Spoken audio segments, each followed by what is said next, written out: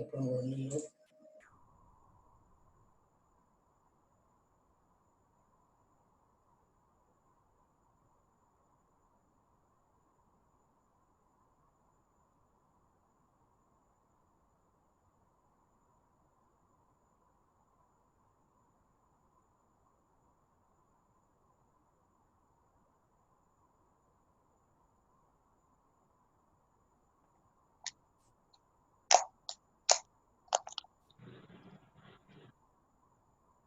MCOC, medical negligence अशा अनेक कायद्यांवर त्यांचं विशेष प्रावीण्य आहे. आजचे वक्ते नामवंत वकील श्री भिडे साहेब हे कोर्ट कामांव्यतिरिक्तच अनेक मोठ्या कंपन्यांचे कायदेशीर सल्लागार म्हणून देखील ते काम करत असतात. सन 2019 मध्ये त्यांचं practical hints to criminal trial हे एक अप्रतिम पुस्तक प्रसिद्ध झालेलं आहे, जे सर्व महाराष्ट्रातील तमाम ज्युनियर आणि सिनियर वकिलांना फार मार्गदर्शक ठरत आहे. असं हे पुस्तक आपण बघितलेलंच आहे की practical hints for criminal trial हे अप्रतिम पुस्तक आहे. जर आपल्याकडे नसेल तर आपण जरूर घ्या. त्याचप्रमाणे क्रिमिनल लॉ, एव्हिडन्स ऍक्ट तसेच क्रिमिनल प्रोसिजर कोड यावर त्यांनी आजपर्यंत अनेक व्याख्याने दिलेली आहेत आणि सर्व वकिलांना त्यांनी या विषयांवर आजपर्यंत मार्गदर्शन केलेलं आहे. अतिशय उमद्या स्वभावाचे देखणे व्यक्तिमत्व लाभलेले भिडे साहेब हे आज आपल्याला वक्ते म्हणून लाभलेले आहेत. मी भिडे साहेबांना मनपूर्वक विनंती करतो की त्यांनी त्यांच्या मार्गदर्शनाला सुरुवात करावी. धन्यवाद. धन्यवाद झुंजारराव साहेब. सर्वप्रथम मी शहापूर वकील संघाचे अध्यक्ष ऍडव्होकेट वरगडे, त्याचप्रमाणे त्या वकील संघाचे सर्व पदाधिकारी सदस्य, त्याचप्रमाणे मुरबाड वकील संघाचे अध्यक्ष झुंजारराव साहेब आणि सर्व पदाधिकारी सदस्य यांचे मी आभार मानतो की त्यांनी मला आज इथे आपल्याशी चर्चा करण्यासाठी संधी दिली, माझे विचार व्यक्त करण्याची संधी दिली. त्याचप्रमाणे इथे या वेब सिरीजचे जे होस्ट आहेत ऍडव्होकेट अरुण, ऍडव्होकेट विजय, ऍडव्होकेट सेवक, त्यांनाही मी धन्यवाद देतो. मगाशी उल्लेख केल्याप्रमाणे इथे ठाणे बार असोसिएशनचे ऍडव्होकेट कदम आज आपल्यामध्ये इथे सामील झालेले आहेत. नमस्कार कदम साहेब. याचप्रमाणे ह्या वेब सिरीज मध्ये जेवढे म्हणून पार्टिसिपेंट्स आज सगळे आलेले आहेत आणि येणार आहेत, त्यांचं मी स्वागत करतो. आजचा आपला जो विषय आहे तो how to prove contradictions and omissions in criminal trial. आता या कॉन्ट्राडिक्शन्स आणि omissions, since I deal in only criminal side, म्हणून त्यामुळे क्रिमिनलचा आपण फक्त विचार करूया. परंतु सेक्शन 145 जो इंडियन एव्हिडन्स ऍक्टचा आहे तो फक्त क्रिमिनल पुरता मर्यादित नसून सिव्हिल कोर्टात सुद्धा खूप तो ऍप्लिकेबल आहे. तो कसा आहे तेही जाता जाता आपण त्याची चर्चा करूच.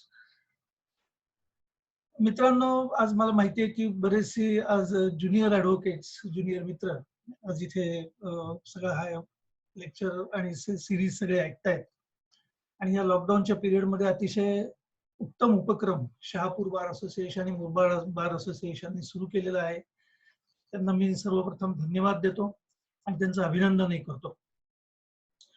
मित्रांनो, आपल्याला सगळ्यांना माहितीच आहे की जेव्हा क्रिमिनल कोर्टामध्ये केस चालते त्यावेळेला there are two parties, one is the complainant and another is the accused. आणि तिसरी जी पार्टी याच्यामध्ये इन्व्हॉल्व्ह झालेली असते ते कोर्ट.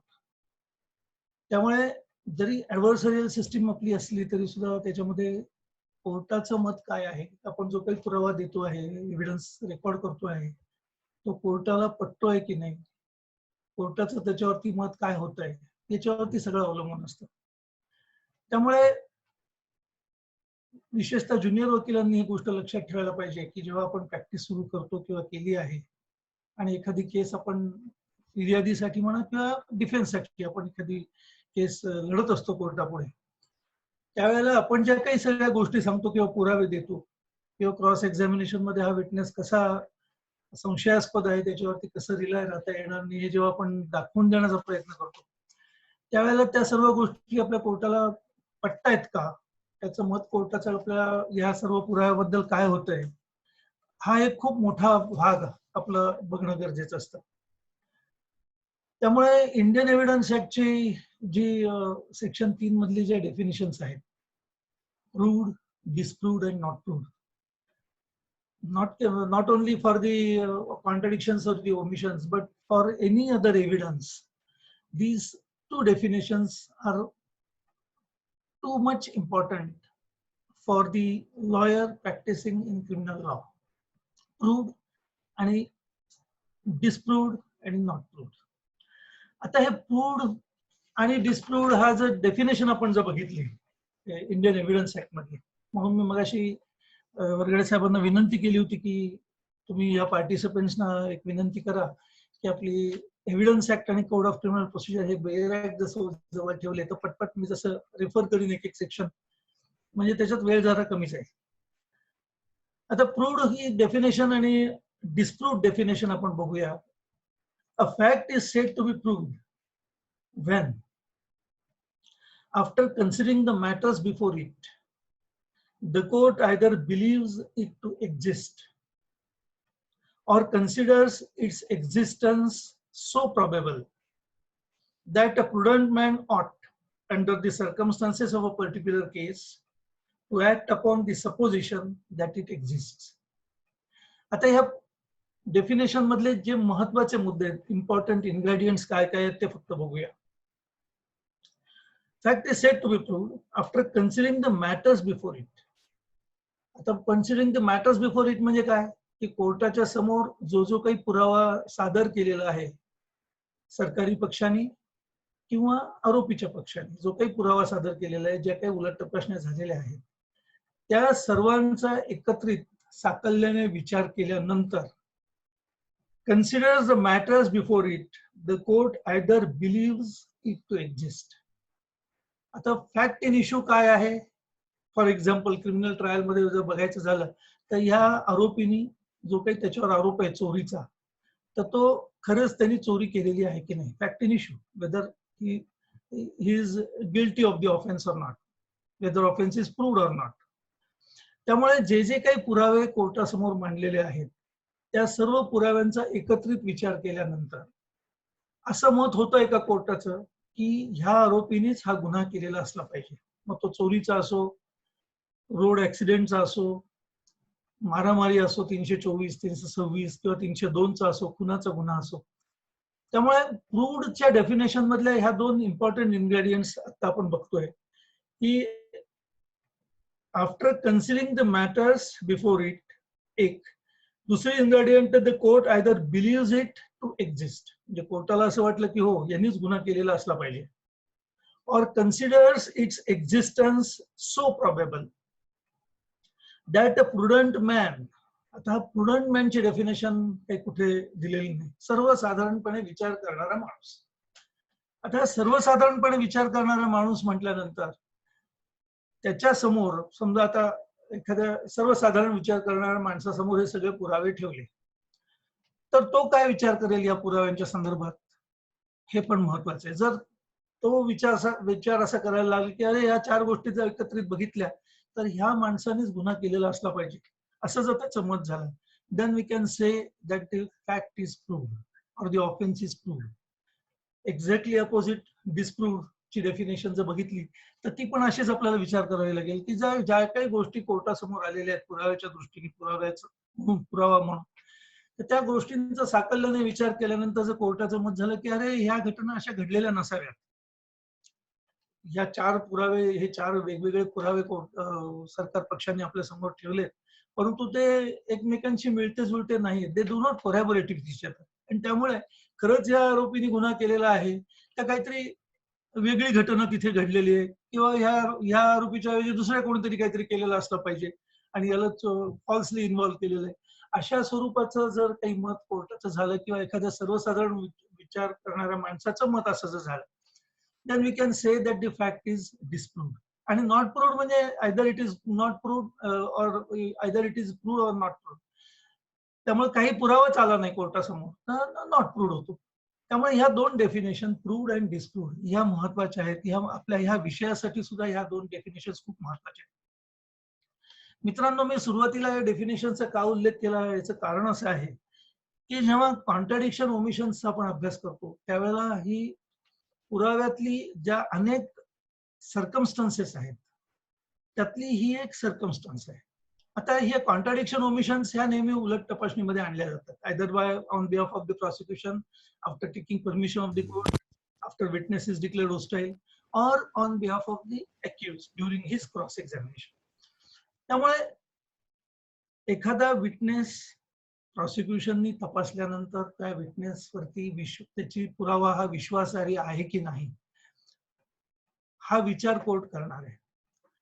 त्यामुळे प्रॉसिक्युशनची जबाबदारी अशी असते की जो काही विटनेस आपण तपासतोय किंवा जो काही पुरावा आपण कोर्टासमोर ठेवतोय तो योग्य पद्धतीने मांडला गेला पाहिजे, योग्य पद्धतीने तो विटनेस तपासला गेला पाहिजे, ही प्रॉसिक्युशनची जबाबदारी. डिफेन्सची जबाबदारी अशी असते क्रॉस एक्झामिनेशन मध्ये की हा जो काही विटनेस आहे त्याच्यावरती कितपत भरोसा ठेवायचा.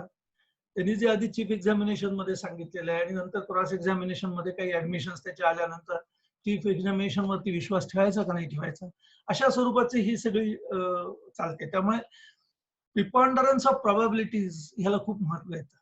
त्यामुळे एखादी गोष्ट when somebody assert something then it is his responsibility to prove it. त्यामुळे प्रॉसिक्युशनने जर म्हटलं की या आरोपी XYZ ने गुन्हा केलेला आहे तर ती जबाबदारी प्रॉसिक्युशनची आहे, तो गुन्हा त्यांनीच केलेला आहे दाखवण्याची. परंतु मी निर्दोष आहे हे दाखवण्याची जबाबदारी आरोपीवरती तितकी स्ट्रिक्ट नाही जितकी प्रॉसिक्युशन वरती आहे. त्यामुळे आरोपीने on the by way of preponderance of probabilities जरी पुरावा समोर ठेवला किंवा असं घडलेलं नसावं अशा स्वरूपाचं जरी चित्र कोर्टासमोर जर उभं केलं तर ते पुरेसं होतं असं माझं मत आहे. त्यामुळे ह्या दोन गोष्टींमध्ये प्रॉसिक्युशनची साईड आणि डिफेन्सची साईड याच्यामध्ये जे पुराव्याचं आदान प्रदान होतं किंवा पुरावे मांडले जातात आणि ते कसे खरे नाहीत किंवा खोटे आहेत किंवा कसा विश्वास याच्यावरती ठेवता येणार नाही हा जो सगळा प्रयत्न चालतो त्याच्यामध्ये वेगवेगळ्या प्रकारे विटनेसेसला आपण डिस्क्रेडिट करण्याचा प्रयत्न करतो. आता कोणत्या कोणत्या पद्धतीने डिस्क्रेडिट करतो आपण विटनेसला, किंवा हा विटनेस खोटं बोलतोय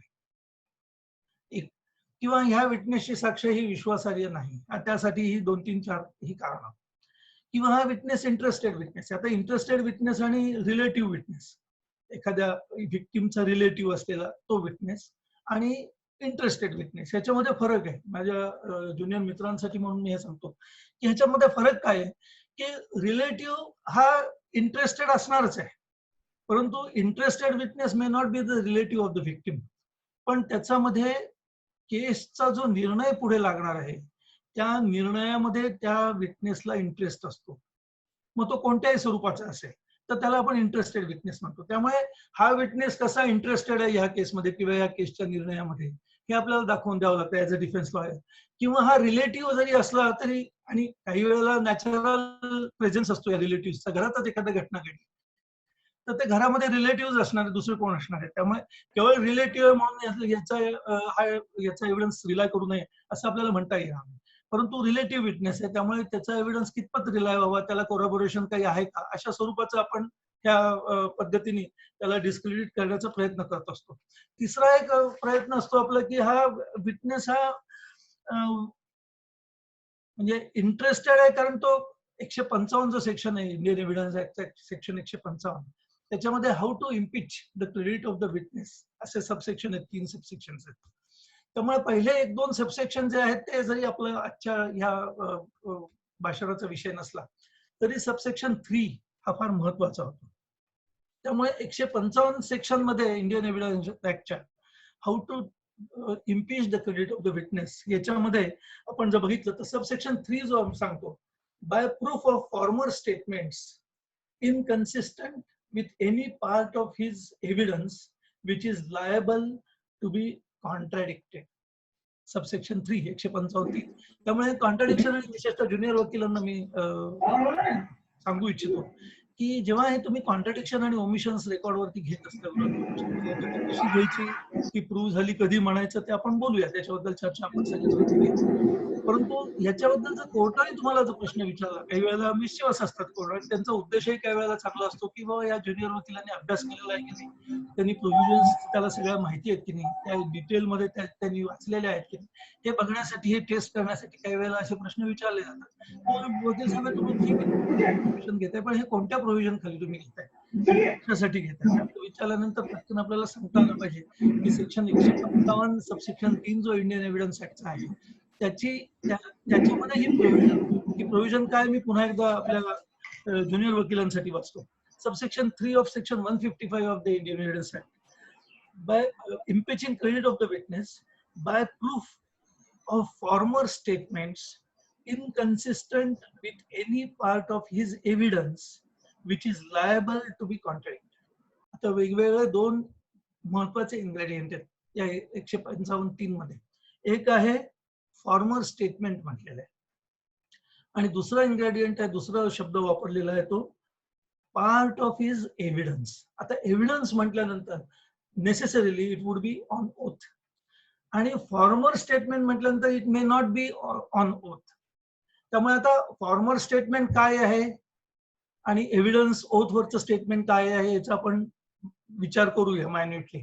परंतु प्रोव्हिजन जर विचारली कोणी तर मात्र ज्युनियर वकिलांना आपल्याला सांगता आली पाहिजे की ही प्रोव्हिजन 155(3) मध्ये जे इम्पिचिंग क्रेडिट ऑफ द विटनेस याच्यासाठी जे प्रोव्हिजन दिलेली आहे त्याच्यामध्ये ही सगळी प्रोव्हिजन आहे. त्यामुळे हा 155(3) coupled with section 145 of the Indian evidence act हे खूप महत्वाचे या कॉन्ट्रडिक्शन आणि ओमिशनच्या संदर्भामध्ये आहे. पण ते बघण्यापूर्वी मला असं वाटतं की आपल्याला थोडासा विचार करणं थोडं गरजेचं आहे. जवळजवळ 90-95 पार्टिसिपंट्स इथे दिसत आहेत याच्यामध्ये आणि बराचसा वरगडे साहेबांच्या बोलण्यात आलं की बरेचसे ज्युनियर्स याच्यामध्ये आहेत. केवळ आपण सिनियरकडे जेव्हा प्रॅक्टिस करत असतो आणि सिनियरला काम चालवताना बघत असतो, काही वेळेला आपण मागे बसलेलो असतो हातमध्ये, काही वेळेला जी काही केस चाललेली असते त्या केसचे कागद वाचायला मिळतात. बऱ्याच वेळेला अनुभव असा आहे, बरेच ज्युनियर्स तक्रार करतात की आमचे सिनियर आमच्या केसला ते ब्रीफ्सना हात लावू देत नाहीत, वाचू देत नाहीत इंडिपेंडेंटली. माझे सर्व सिनियर जे म्हणून आज इथे जमलेले आहेत त्यांना विनंती आहे की शेवटी ज्युनियर्स जे आपल्याकडे येतात ते शिकण्यासाठी म्हणून आलेले असतात, ते ऑब्झर्व तर करतातच. प्रत्येकाची कपॅसिटी वेगवेगळी असते ऑब्झर्वेशन आणि ऍब्सॉर्ब करण्याची. त्यामुळे माझी सर्वांना विनंती आहे की जी काही कामं चालणार असतील पुढच्या आठवड्याभरामध्ये त्याचे कागद आपल्या ज्युनियर्सनी वाचलेले आहेत की नाही. हे कशासाठी? कारण ज्या वेळेला उलट तपासणी आपला सिनियर करत असतो कोर्ट हॉलमध्ये, ज्या वेळेला ज्युनियर शेजारी किंवा मागे बसलेला असतो त्यावेळेला ह्या उलट तपासणीमध्ये विचारले गेलेले प्रश्न कोणत्या संदर्भात विचारलेले आहेत, आलेली उत्तरं कोणत्या संदर्भात आलेली आहेत आणि ती मागच्या पुढच्या विटनेसला कुठे कनेक्ट करतात किंवा डिस्प्रूव्ह करतात, हा विचार त्या ज्युनियर्सच्या मनामध्ये येणं अत्यंत गरजेचं आहे. त्याच्यासाठी त्यांनी आधी कागद वाचलेले असले पाहिजेत, गरजेचं आहे. दुसरी एक सूचना मी आपल्या नवीन मित्रांना करीन की तुमचं ऑब्झर्वेशन हे खूप महत्वाचं आहे. आपण नेहमीच म्हणतो की थिअरी आणि प्रॅक्टिकल आणि थिओरिटिकल नॉलेज याच्यामध्ये खूप मोठा फरक आहे, वास्ट डिफरन्स आहे. पण तो फरक कसा आहे? तो फरक असा आहे की थिअरीमध्ये आपण फक्त पास होण्यापुरतं वाचतो, पास झालो पाहिजे, पण प्रॅक्टिकल इज समथिंग डिफरंट. आता बघा, आतापर्यंत जेवढे म्हणून वकील आतापर्यंत या सगळ्या प्रोफेशन मध्ये आलेले गेल्या 25-30-40 वर्षांमध्ये, त्या सगळ्यांनी आता जी थिअरी शिकवली जाते कॉलेजमध्ये थोड्याफार प्रमाणात कमी जास्त तोच अभ्यास केलेला आहे. परंतु प्रोफेशन मध्ये आल्यानंतर काही लोक खूप जास्त चमकतात, काही लोक मध्यम स्वरूपाची प्रॅक्टिस असते काही लोकांची, काही लोकांना प्रॅक्टिस जमत नाही. मग काही वेळेला काही लोक प्रॅक्टिस जमत नाहीत म्हणून दुसऱ्या कुठल्या तरी व्यवसायामध्ये शिरतात वगैरे वगैरे. हे का होतं? कारण थिअरी जी आपण शिकलेली असते त्याचा प्रॅक्टिकल मध्ये कसा उपयोग करायचा हे जे स्किल आहे ते स्किल डेव्हलप करणं प्रत्येक वकिलांनी, विशेषतः आताच्या ज्युनियर वकिलांनी, हे अत्यंत आवश्यक आहे. त्यामुळे हे स्किल तुम्ही कसं डेव्हलप कराल? तर शेवटी आपण विचार आता जो करतोय कॉन्ट्रडिक्शन ओमिशनचा त्याच्याशीच रिलेव्हंट मी आता बोलतोय. हे स्किल डेव्हलप करताना केवळ थिअरीमध्ये मी समजा कॉलेजमध्ये पहिला आलो, नॉट नेसेसरीली मी प्रोफेशन मध्ये चमकेन. त्यामुळे पहिला आलो काय फर्स्ट क्लास मिळाला काय किंवा पास क्लासमध्ये सुद्धा काठावर पास झालो, परंतु प्रोफेशन मध्ये मात्र तो टॉपला गेला पहिल्या पुढच्या 15-20 वर्षामध्ये, असं होतं होण्याची शक्यता आहे आणि असं होतं सुद्धा. त्यामुळे तुमचं स्किल जे आहे ते तुम्ही कसं डेव्हलप कराल? तर एकदा तुम्ही प्रोफेशन मध्ये आल्यानंतर किंवा लास्ट इयरला असल्यानंतर तेव्हापासून रोजचे पेपर वृत्तपत्र वाचणं. त्या वृत्तपत्रांमध्ये आता क्रिमिनलमध्ये इंटरेस्ट असलेल्या लोकांनी क्रिमिनल संदर्भातल्या काय काय बातम्या आहेत त्या कशा तुम्ही वाचता, त्याचं कोणत्या सेक्शन मध्ये हा गुन्हा घडतो तो आपण विचार करतो का, की बातमी पुढे 2-3 दिवसांनी पुन्हा जेव्हा वृत्तपत्रामध्ये किंवा टीव्ही चॅनलवरती येते त्यावेळेला त्याचा आपण फॉलोअप करतो का, त्या संदर्भात आपण इंडिपेंडेंटली काय विचार करतो, ह्याला खूप महत्व आहे. त्याचप्रमाणे समाजामध्ये वावरताना आपण मराठीमध्ये म्हणतात की तुम्ही कान, नाक आणि डोळे तोंड उघडं ठेवून, याचा अर्थ असा की जे काही आपल्या उपस्थितीमध्ये घडामोडी घडतायत त्या आपण कशा बघतो याला खूप महत्व आहे. किंवा एखादा माणूस बोलत असेल तर त्या बोलण्यातलं सार आपण काय घेतलेलं आहे, आपल्याला महत्वाचं काय वाटतं, महत्वाचं काय वाटत नाही, हे आपण स्किल आपण डेव्हलप करतो का, हे फार महत्वाचं आहे. अशासाठी कारण ही जी विटनेसेस मंडळी येतात आपल्या पुरावा देण्यासाठी, म्हणून एका मागोमाग एक विटनेस असतात, त्याच्यामध्ये काही आय विटनेस असतात, काही आय विटनेस नसतात, परंतु circumstances which are connected with the crime, त्या सर्कमस्टान्सेसला धरून काही विटनेसेस असतात. आता हे विटनेस म्हणजे कोण, शेवटी माणसंच असतात. जसा डिफेन्स लॉयर माणूस आहे, प्रॉसिक्युटर माणूस आहे, समोर बसलेलं कोर्ट ज्यांच्या समोर हे सगळं चालतं ते पण माणूस आहे. आणि म्हणून मग अशी प्रूव्ह डिस्प्रूव्हची जी आपण डेफिनेशन बघितली ती अशासाठी की समोर ठेवलेला पुरावा हा कितपत ग्राह्य आहे, विचार करण्यासारखा आहे, हा विचार आपल्याला मांडायचा असतो. त्यामुळे विटनेसेस जे येतात, आता फॉर एक्झाम्पल आपण एक उदाहरण घेऊया की एखादी घटना घडते रस्त्यामध्ये आणि त्या रस्त्यातल्या घटना घडत असताना त्या रस्त्यातून जाणारे येणारी लोक ती घटना बघतात. आता यांच्यामध्ये वेगवेगळ्या प्रकारची वेगवेगळ्या स्तरातली माणसं असतात, वेगवेगळ्या प्रोफेशन मधली माणसं असतात. फॉर एक्झाम्पल, रस्त्यामध्ये जिथे कुठे घटना घडलेली आहे तिथेच रस्त्याच्या बाजूला एक 10-15 फुटावरती एक हातगाडीवाला हातगाडीवरती केळी विकतोय, तोही ती घटना बघतोय. तिथे शेजारी एक किराणा दुकान आहे, त्याच्या शेजारी एक मेडिकलचं दुकान आहे, त्या दुकानदार ती घटना बघतायत. आरडाओरडा चालल्यानंतर सगळेजण बाहेर लागतात, ते ती लोक बघतायत. तिथून जाणारा माझ्यासारखा एखादा स्कूटरवरती म्हणा किंवा गाडीमध्ये एखादा वकील आहे, तो वकील ती घटना बघतोय, एखादा इंजिनियर ती घटना बघतोय. अशी वेगवेगळ्या स्तरातली वेगवेगळ्या कॅपॅसिटी असलेली लोक ही सगळी घटना बघत असतात. आता ही घटना बघताना जी काही घटना घडते ती घटना एकच घडत असते, बघणारे वेगवेगळे असतात. परंतु ते वेगवेगळे जरी असले तरी त्या प्रत्येकाची ती घटना बघण्याची आणि ती आत्मसात करण्याची, ऍब्सॉर्ब करण्याची कॅपॅसिटी वेगवेगळी असते.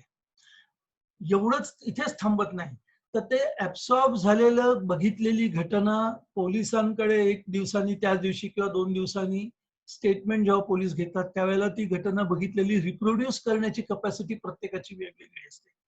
त्यामुळे हातगाडीवरती केळी विकणारा माणूस जितक्या उत्तम प्रकारे, कारण तो रस्त्यावरती रोज उभा असतो, त्याला अनुभव आपल्यापेक्षा खूप जास्त असतो, त्यामुळे ती घटना तो जितक्या उत्तम प्रकारे पोलिसांना त्याच्या जबाबामध्ये सांगेल, तितक्याच उत्तम प्रकारे एखादा किराणा दुकानदार किंवा माझ्यासारखा एखादा वकील तिथून जाणारा गाडीवरती किंवा स्कूटरवरती, तो तितक्या उत्तम प्रमाणे सांगणार नाही. हे मी आपलं केवळ उदाहरणासाठी देतोय. त्यामुळे प्रत्येक घटना घडताना ती बघून आत्मसात करणे, ती माइंड मध्ये ठेवणे आणि नंतर पोलिसांपुढे जेव्हा पोलीस चौकशीसाठी येतात त्यावेळेला ती तशीच्या तशी रिप्रोड्यूस करणे, ह्याला खूप महत्व आहे. इथे हा कॉन्ट्राडिक्शन ओमिशनचा संदर्भ येतो, इथे क्रॉस एक्झामिनेशनचं स्किल आहे. इथपर्यंत इथे ही गोष्ट थांबत नाही. तर तपास झाल्यानंतर चार्जशीट कोर्टामध्ये दाखल होतं. चार्जशीट दाखल झाल्यानंतर कोर्टापुढे जेव्हा केस चालते त्यावेळेला मध्ये 6 महिने निघून गेलेले असतात, 2 वर्ष निघून गेले, किंवा 6-6 वर्ष पण निघून जातात. आणि त्यानंतर जेव्हा तो विटनेस कोर्टामध्ये येतो, शपथेवरती जेव्हा जबानी देतो, त्यावेळेला 6 वर्षापूर्वी घडलेली घटना तो कशा पद्धतीने सांगेल, रिप्रोड्यूस करेल कोर्टापुढे शपथेवरती, याच्यावरती पण खूप अवलंबून आहे. आणि मग ही जी कपॅसिटी आहे प्रत्येकाची बघण्याची, ती मेमरीमध्ये साठवण्याची आणि मेमरीतून ती पुन्हा रिप्रोड्यूस करण्याची, ही वेगवेगळ्या कपॅसिटींचा फायदा प्रॉसिक्युशन किंवा आरोपी डिफेन्स कसा घेतो, हे स्किल डेव्हलप करणं फार महत्वाचं आहे. त्यामुळे एखादी गोष्ट मी बघितली परंतु ती सांगताना त्यातले 1-2 महत्वाचे मुद्दे पोलिसांना सांगितले नाहीत, असं होऊ शकतं. किंवा ती बघितल्यानंतर आपण 4 लोकांशी 10 लोकांशी चर्चा करतो, अरे असं झालं तसं झालं, मग 2 जण आपल्याला आणखीन वेगळं काहीतरी सांगतात, मग आपल्यालाही वाटतं की अरे हो, आपलं लक्ष नव्हतं तिकडे आणि हो असं घडलेलं असेल. आणि मग जेव्हा स्टेटमेंट होतो त्यावेळेला मी बघितलेलं तर सांगतो, परंतु 4 लोकांनी वेगळं काहीतरी सांगितलेलं असतं तेही मी सांगू शकतो. आणि मग जेव्हा कोर्टामध्ये साक्ष होते त्यावेळेला पुन्हा पोलीस काही वेळेला तयारी करून घेतात, आणि नथिंग रॉंग इन इट, कारण 2-2, 4-4 वर्षांनी जेव्हा साक्ष होतं त्यावेळेला it is practically impossible for a human to reproduce anything. मी एखाद्या पटकन म्हणू शकेल की आता मला नाही आठवत, पण माझा जबाब तर झालेला असतो, 164चाही जबाब काही वेळेला झालेला असतो, आणि मग पोलीस ते वाचून दाखवतात बाहेर आणि मग त्याप्रमाणे मी सांगण्याचा प्रयत्न करतो. त्यामुळे ह्या सगळ्या घटनाक्रमांमध्ये आपल्याला आपला आजचा जो विषय आहे कॉन्ट्राडिक्शन आणि ओमिशनचा, ह्या कशा घेता येतील रेकॉर्डवरती आणि त्याचा त्याचा फायदा आपल्याला कसा करून घेता येईल हा महत्वाचा विषय आहे.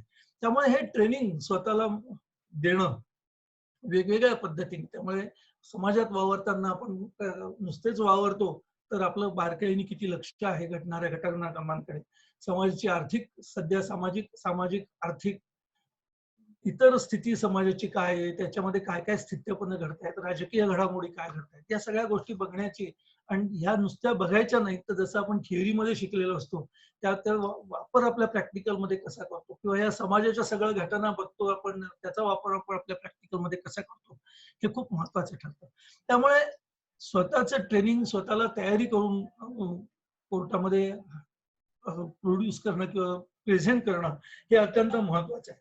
त्यामुळे साक्षीदाराचं स्टडी सुद्धा करणं गरजेचं आहे. आता हे झाली सामाजिक परिस्थिती किंवा आपलं ट्रेनिंग, परंतु ज्या वेळेला एखादा साक्षीदार आपल्या समोर येतो, ज्यावेळेला आपल्याला चार्जशीट हातामध्ये मिळतं ऍज अ डिफेन्स लॉयर, त्यावेळेला आपण ते सगळं वाचतो, एकदा नाही दोनदा नाही, काही लोकांना 5-5, 6-6 वेळेला वाचतात, ती तयारी करतात आणि मग 5-5, 6-6 वेळा वाचल्यानंतर हळूहळू लक्षात यायला लागतं त्यातल्या विसंगती काय आहेत, की तो साक्षीदार एक काहीतरी सांगतोय, हा दुसरं काहीतरी वेगळंच सांगतोय, तिसरं तर आणखीनच काहीतरी मेडिकल कोरॅबोरेट होत नाही किंवा कोरॅबोरेट होत आहे, बाकी सर्कमस्टन्शियल एव्हिडन्स आहे तो पण काही साथ देतो किंवा नाही देत, याचा आपण विचार करायला लागतो.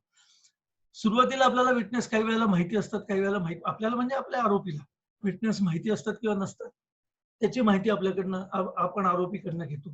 त्यामुळे हा विटनेस हा कोणत्या स्तरातून आलेला आहे, बौद्धिक कपॅसिटी काय असली पाहिजे, त्याची रिप्रोड्यूस करण्याची कपॅसिटी किती असली पाहिजे, हे ह्याचा अभ्यास असणं हे अत्यंत गरजेचं आहे. त्यामुळे सायकोलॉजीचा अभ्यास असणं, लॉजिकचा अभ्यास असणं हे प्रत्येक वकिलासाठी फार महत्वाचं आहे. त्यामुळे जेव्हा आपण तयारी करतो आपल्या केसची, जेव्हा क्रॉस एक्झामिनेशनसाठी, त्यावेळेला ह्या गोष्टी एकमेकांशी ताळून बघणं, चाचपणी करणं त्याची फार आवश्यकता असते.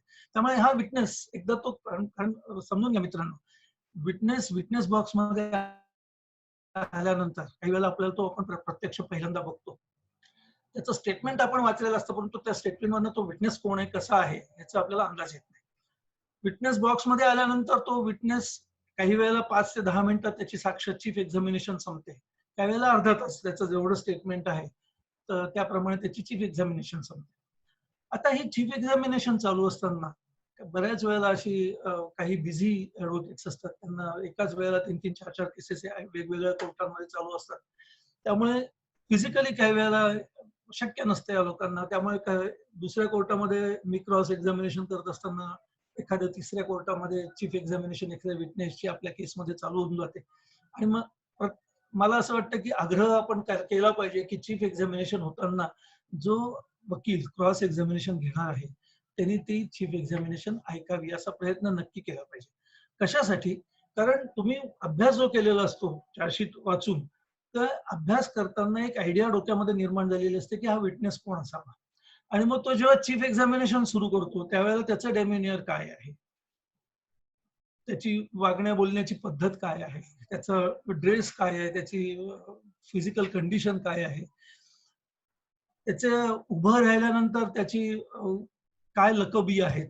काही वेळेला लक्षात घ्या, जे सिनियर ऍडव्होकेट्स आता इथे जॉईन झालेले ते मला माझ्या मताशी सहमत होतील. एखादा विटनेस जर असत्य बोलत असेल, खोटं बोलतो किंवा चुकीचं असं मला म्हणायचं नाही, जर खोटं बोलत असेल किंवा काही 4 गोष्टी जास्त रंगवून सांगत असेल, तर त्यावेळेला त्याच्या डोळ्यांची हालचाल, त्याच्या हाताची हालचाल, काही वेळेला तो चुळबुळ करत असतो, नजरेला नजर मिळवत नाही, ह्या सगळ्या गोष्टी बघणं अत्यंत गरजेचं आहे.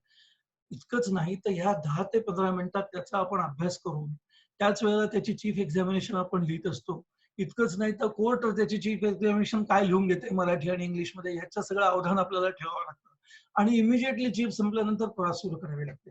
त्यामुळे आपला जो काही अभ्यास या विटनेसच्या संदर्भात किंवा इतर विटनेसच्या संदर्भात झालेला आहे, त्या अभ्यासाचं सगळं सार त्यावेळेला त्याची चीफ एक्झामिनेशन चालू असताना उतरत असतं आणि म्हणून त्याचा बारकाईने अभ्यास करणं, 5-5, 6-6 वेळेला चार्जशीट वाचणं हे अत्यंत आवश्यक आहे. मी ज्युनियर वकिलांना मुद्दामून हे फोड करून सांगतोय की हे कशासाठी.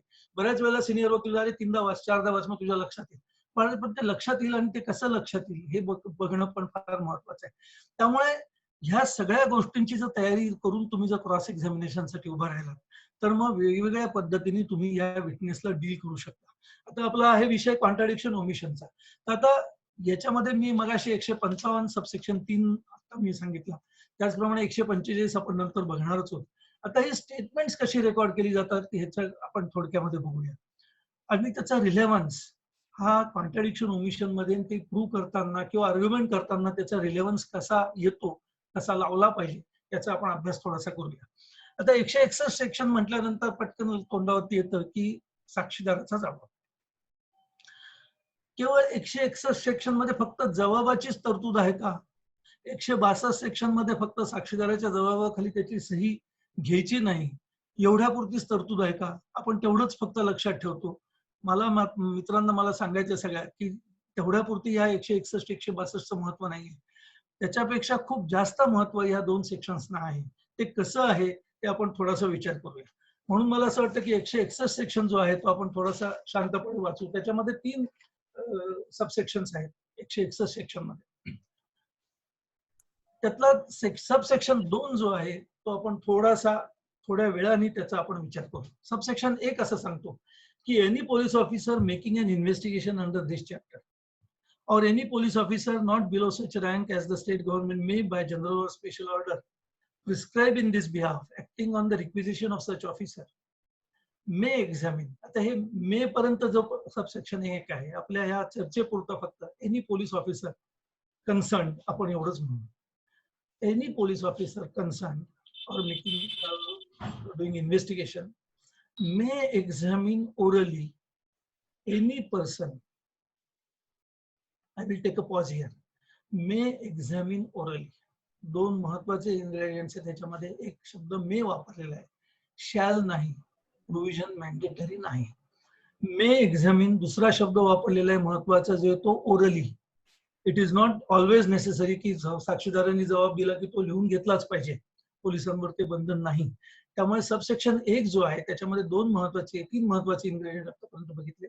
That the investigating officer, he may be a police officer or subordinate to him, त्याच्याकडे हा तपास दिलेला आहे तो. त्यामुळे investigating officer may examine orally. कोणाला? पुढे असं म्हटलंय, supposed to be acquainted with the fact and circumstances of the case. Acquainted with the fact and circumstances of the case. आता हे जे वाक्य रचना आहे त्याची फोड कशी करायची ते आपण बघूया. विटनेस, आय विटनेस असेल तर तो प्रत्यक्ष साक्षीदार असतो. त्यांनी ती घटना घडताना बघितलेली असते. मग ती खुनाची असो, मारामारीची असो, चोरीची असो, मोटर ऍक्सिडेंटची असो, रोड ट्रॅफिक ऍक्सिडेंटची, तो प्रत्यक्ष घटना बघणारा आहे. त्यामुळे definitely he is acquainted with the facts of the case. कशी घटना घडली, कोणाची चुकी होती, कोण ऍसेलंट होता, कोण विक्टिम आहे वगैरे. दुसरा कॅटेगरी जी आहे विटनेसेसची, who are acquainted with the fact and circumstances of the case, ती कॅटेगरी अशी की फॉर एक्झाम्पल आपण एक्झाम्पल घेऊया की 2 व्यक्तींमध्ये भांडण चालू आहे. आज सकाळी समजा 8 वाजता त्यांचं एका रस्त्यामध्ये सकाळी भांडण चालू होतं. एक व्यक्तीने दुसऱ्या व्यक्तीला काहीतरी हँड लोन म्हणून पैसे दिलेले होते, एक समजा फॉर एक्झाम्पल 5,000 रुपये दिलेले होते आणि ती व्यक्ती त्या दुसऱ्या व्यक्तीकडे ते पैसे मागत होती आणि त्याच्यावरनं त्यांचा वाद चालू होता. तो म्हणत होता की बाबा रे 6 महिने झाले मी तुला 5,000 रुपये दिले, तुम्हाला कबूल केलं होतं 1 महिन्याच्या आत मी तुला पैसे देईन.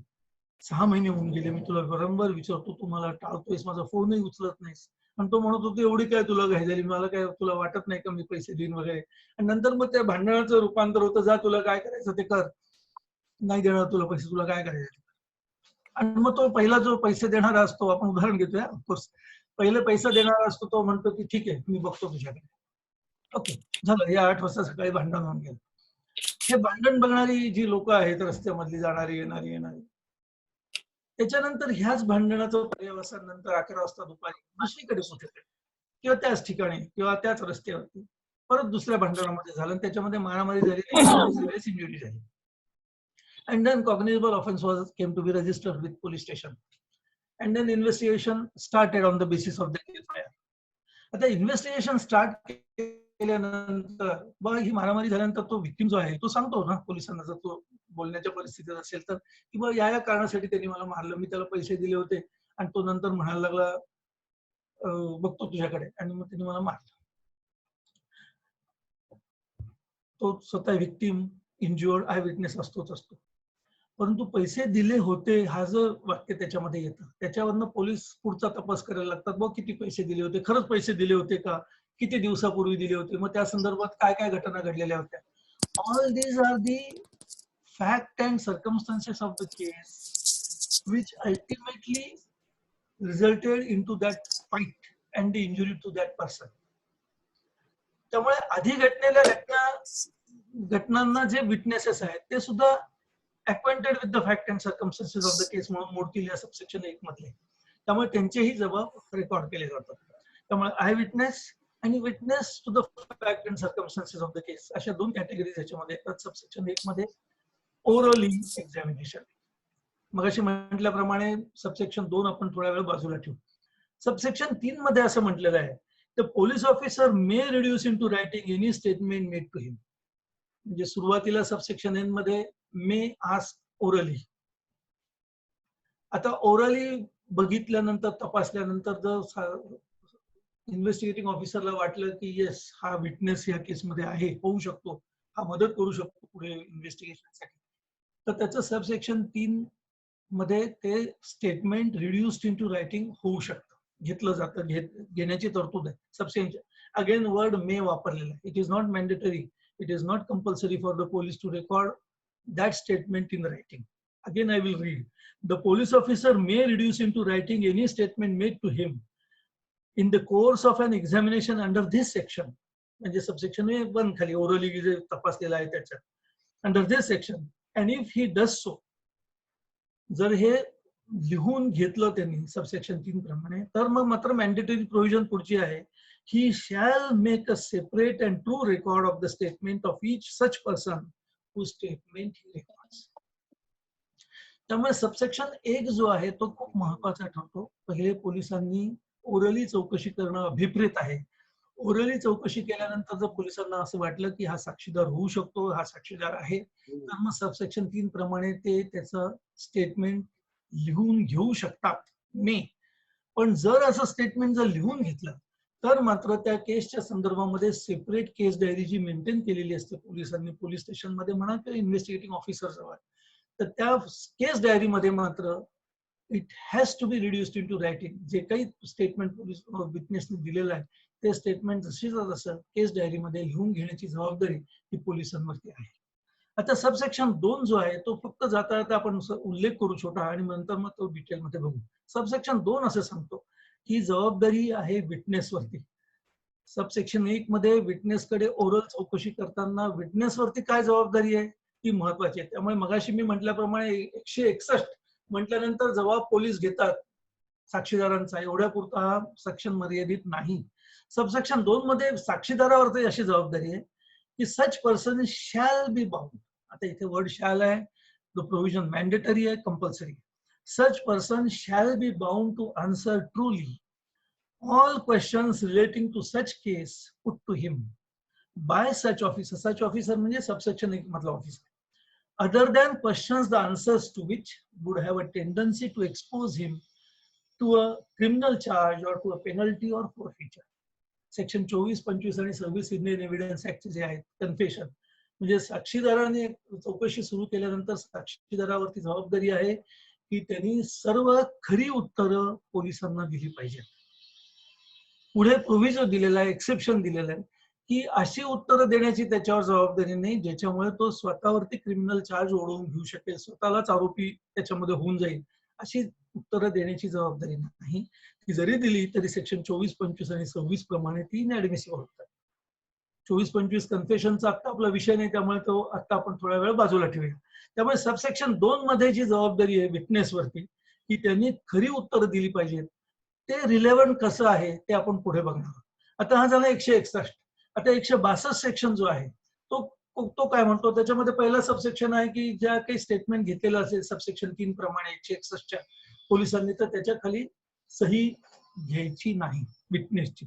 आता ती का घ्यायची नाही, ते विटनेसला कसं प्रोटेक्शन आहे, हा पोलीस मशिनरीवरती कसा चेक आहे, हा एकदा एक वेगळा भाषणाचा विषय, त्यामुळे त्याच्यामध्ये आपण आता पडू नये. तो मी सबसेक्शन 1 वाचतो आणि सबसेक्शन 2 जो महत्वाचा आहे तो आपण पुढे वाचूया. No statement made by any person to a police officer in the course of an investigation under this chapter. Shall, आता ह्या चॅप्टर नंतर एक कॉमा आहे आणि शॅल नंतर परत एक कॉमा आहे. हे दोन कॉमे वाचताना जरी कॉमा म्हणून नाही वाचलं तरी आपल्याला त्याचा अर्थ समजून घेणं अत्यंत गरजेचं आहे. No statement made by any person to a police officer in the course of an investigation under this chapter, comma, shall, comma, if reduced into writing, subsection 3 प्रमाणे 161, कॉमा, be signed by the person making it. Be signed हा section सुरू होतोय non obstinate clause. सुरुवात जी सेक्शनची सुरू होते ते नो स्टेटमेंट, नो पासून सुरुवात होते. नो ते कॉमा कॉमा कॉमा आपण जर सोडून दिले, shall be signed by the person making it, nor shall any such statement. आता हे पुढचा जो सेकंड पार्ट जो आहे सबसेक्शन 1 चा, तो आपल्या ह्या आजच्या डिस्कशन साठी महत्वाचा आहे. Nor shall any such statement or any record thereof, whether in a police diary or otherwise, or any part of such statement or record, be used for any purpose, comma, save as hereafter. आता subsection 1 मध्ये 3 वेगवेगळे महत्वाचे मुद्दे येतात. पहिला मुद्दा आहे तो 161 मध्ये जर एखाद्या साक्षीदाराचा जबाब नोंदवून घेतला तर त्या जबाबाखाली सही घेऊ नये पोलिसांनी. मॅन्डेटरी प्रोव्हिजन आहे, शॅल शब्द वापरलेला आहे. हा पहिला इन्ग्रेडियंट महत्वाचा 162(1) मधला. दुसरा इन्ग्रेडियंट महत्वाचा सबसेक्शन 1 मधला तो असा आहे, नॉर शॅल एनी स्टेटमेंट और any record thereof, whether in a police diary or otherwise, or any part of such statement or record be used for any purpose. Again non-abstinent clause, nor पासून सुरुवात होते. जर असं statement विटनेसचं record केलं subsection 3 161 प्रमाणे, तर असं स्टेटमेंट किंवा त्या स्टेटमेंट मधला कुठलाही पार्ट हा कुठल्याही कामासाठी वापरला जाऊ नये. वर्डिंग असं आहे, be used for any purpose, कुठल्याही कारणासाठी वापरला जाऊ नये. त्यामुळे 161 खालचे जे जबाब साक्षीदारांचे घेतले जातात ते साक्षीदारांचे जबाब हे सबस्टॅन्टिव्ह पीस ऑफ एव्हिडन्स म्हणून वापरले जात नाहीत. हा झाला दुसरा महत्वाचा इन्ग्रेडियंट सबसेक्शन 1 मधला. आता तिसरा महत्वाचा इन्ग्रेडियंट जो सबसेक्शन 1 मधला आहे तो असा, कॉमा झाल्यानंतर पर्पज नंतर comma, save as hearing after. म्हणजे त्याला एक्सेप्शन दिलेलं आहे की पुढे काही जे प्रोव्हिजन्स येत आहेत इंडियन एव्हिडन्स ऍक्ट मध्ये किंवा कोड ऑफ क्रिमिनल प्रोसिजर मध्ये, त्या प्रोव्हिजन्सना धरून त्या प्रोव्हिजन्सच्या व्यतिरिक्त असा statement substantive piece of evidence म्हणून वापरला जाऊ नये, अशी ही सबसेक्शन 1 162 मधल्या प्रोव्हिजन.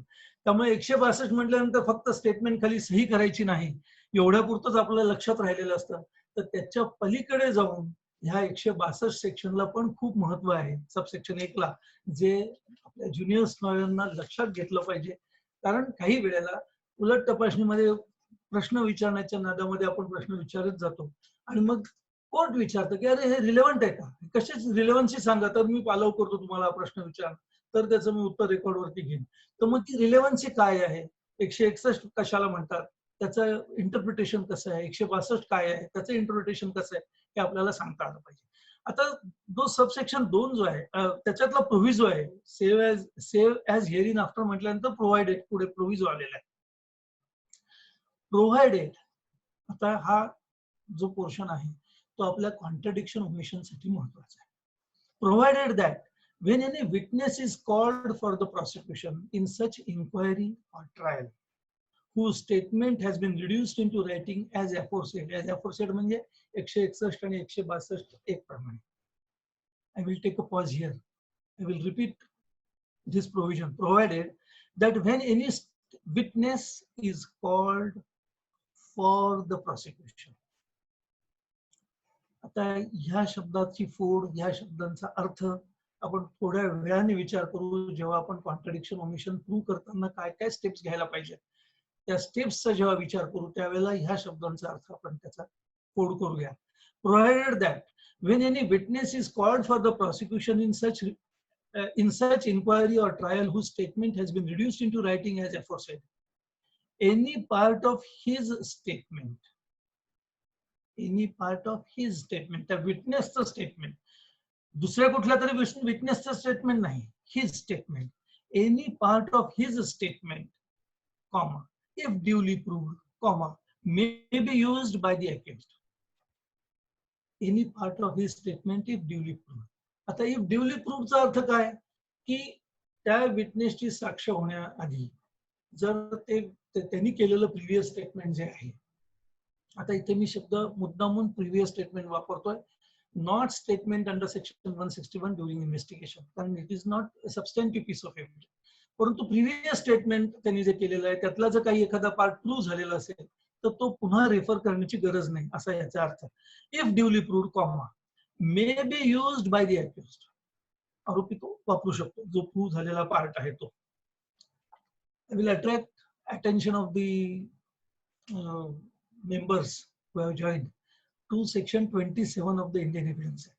काही वेळेला आता हे स्टेटमेंट आहे, ते जरी आरोपीचं स्टेटमेंट असलं तरी सेक्शन 27 प्रमाणे त्या स्टेटमेंटच्या आधारावरती जर काही रिकव्हरी डिस्कव्हरी झालेली असेल तर ते स्टेटमेंटही ऍडमिसिबल आहे.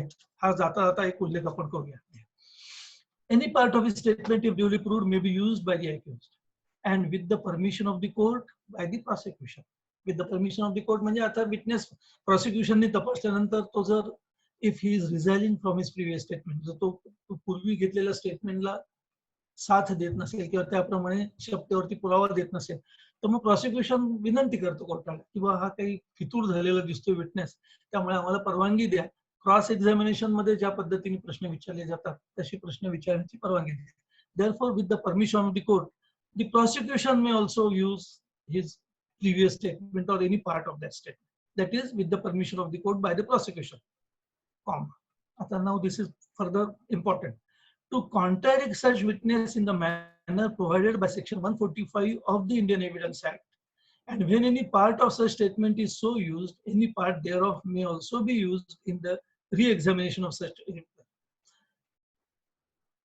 म्हणजे एखादा पार्ट जर डिफेन्स मध्ये किंवा प्रॉसिक्युशनला वापरायचं असेल प्रिव्हियस स्टेटमेंट मधला, अदर स्टेटमेंट अंडर सेक्शन 161 खालचं स्टेटमेंट मधला, तर एकदा होस्टाईल डिक्लेअर केल्यानंतर प्रॉसिक्युशनला ते वापरता येईल किंवा क्रॉस एक्झामिनेशन मध्ये 145 सेक्शन जो इंडियन एव्हिडन्स ऍक्टचा त्याच्यामध्ये ज्या तरतुदी आहेत त्याच्यामध्ये जो प्रोसिजर प्रिस्क्राईब केलेली आहे त्या प्रोसिजरला धरून त्याला आपल्याला कॉन्ट्रॅडिक्ट करता येईल. आता ती प्रोसिजर काय आपण ती थोड्या वेळाने बघणार आहोत 145 ची. त्यामुळे क्रॉस एक्झामिनेशन करताना कॉन्ट्रडिक्शन ओमिशन्स घेताना कोणत्या प्रोव्हिजन खाली तुम्ही कॉन्ट्रडिक्शन ओमिशन घेता म्हटल्यानंतर मगाशी सांगितल्याप्रमाणे 155(3) to impeach the credit of the witness by referring his attention to his previous statement, एक. नंतर 162 जो प्रिव्हियस आहे सबसेक्शन 1 चा जो प्रोव्हिजो आहे त्या प्रोव्हिजो मध्ये सुद्धा ही प्रोव्हिजन आहे की कॉन्ट्रडिक्शन ओमिशन तुम्ही विचारू शकता to after attracting attention of the witness to his previous statement. Subsection 2 परत एक्सेप्शन आहे to the rule made under subsection 1 की हे statement substantive piece of evidence होऊ शकत नाही, त्याला एक्सेप्शन आहे 2 मध्ये. काय आहे, nothing in this section shall be deemed to apply to any statement falling within the provisions of clause 1 of section 32 of Indian evidence act or to affect the provisions of section 27 etcetera etcetera. Section 32(1) जो आहे तो rank डिक्लेरेशनचा आहे. Section 27 मगाशी उल्लेख प्रमाणे हा statement आहे आरोपीचं, परंतु त्यातल्या एखाद्या पार्टवरनं जर एखादी रिकव्हरी डिस्कव्हरी झालेली असेल तर तेवढा एक पोर्शन की मी हा चाकू अशा अशा ठिकाणी ठेवलेला आहे, मी तो काढून देतो चला, आणि त्याप्रमाणे त्या ठिकाणावरनं जो तो चाकू मिळाला आणि ते चाकू जर इंजुरीशी कनेक्ट होत असेल, ब्लड ग्रुप एकच येत असेल इंज्युअर्डचा किंवा डिसीजचा आणि चाकूवरचा, तर मग इन्फरन्स काय निघतो की हेच वेपन वापरलेलं असलं पाहिजे इंज्युअर्डला इंज्युअर करायला. तेवढ्या पुरतं ते स्टेटमेंट ऍडमिसिबल होतं. त्यामुळे ते एक्सेप्शन आहे सबसेक्शन 2 मध्ये 162च्या की 32 मध्ये रँक डिक्लेरेशन इज ऍडमिसिबल, कारण त्या आधी पहिले विटनेस असतो तो आणि मग तो subsequently succumb to the injuries, but still his statement is recorded prior to his death and therefore that statement becomes dying declaration and which is admissible. Otherwise that statement of a witness is inadmissible under section 161 or 162 subsection 1. त्यामुळे हे exception आहे. आता ही 161 आणि 162च्या provision आपण बारकाईने बघितल्यानंतर आता आपण 145 ची प्रोव्हिजन काय आहे इंडियन एव्हिडन्स ऍक्ट मध्ये ती आपण बघू. आता ही प्रोव्हिजन अशी आहे की cross examination as to previous statement in writing. 161 162 आपण कोड ऑफ क्रिमिनल प्रोसिजरचा बघितला. आता हा 145 सेक्शन जो आहे तो इंडियन एव्हिडन्स ऍक्टचा आहे, तो आपण वाचूया.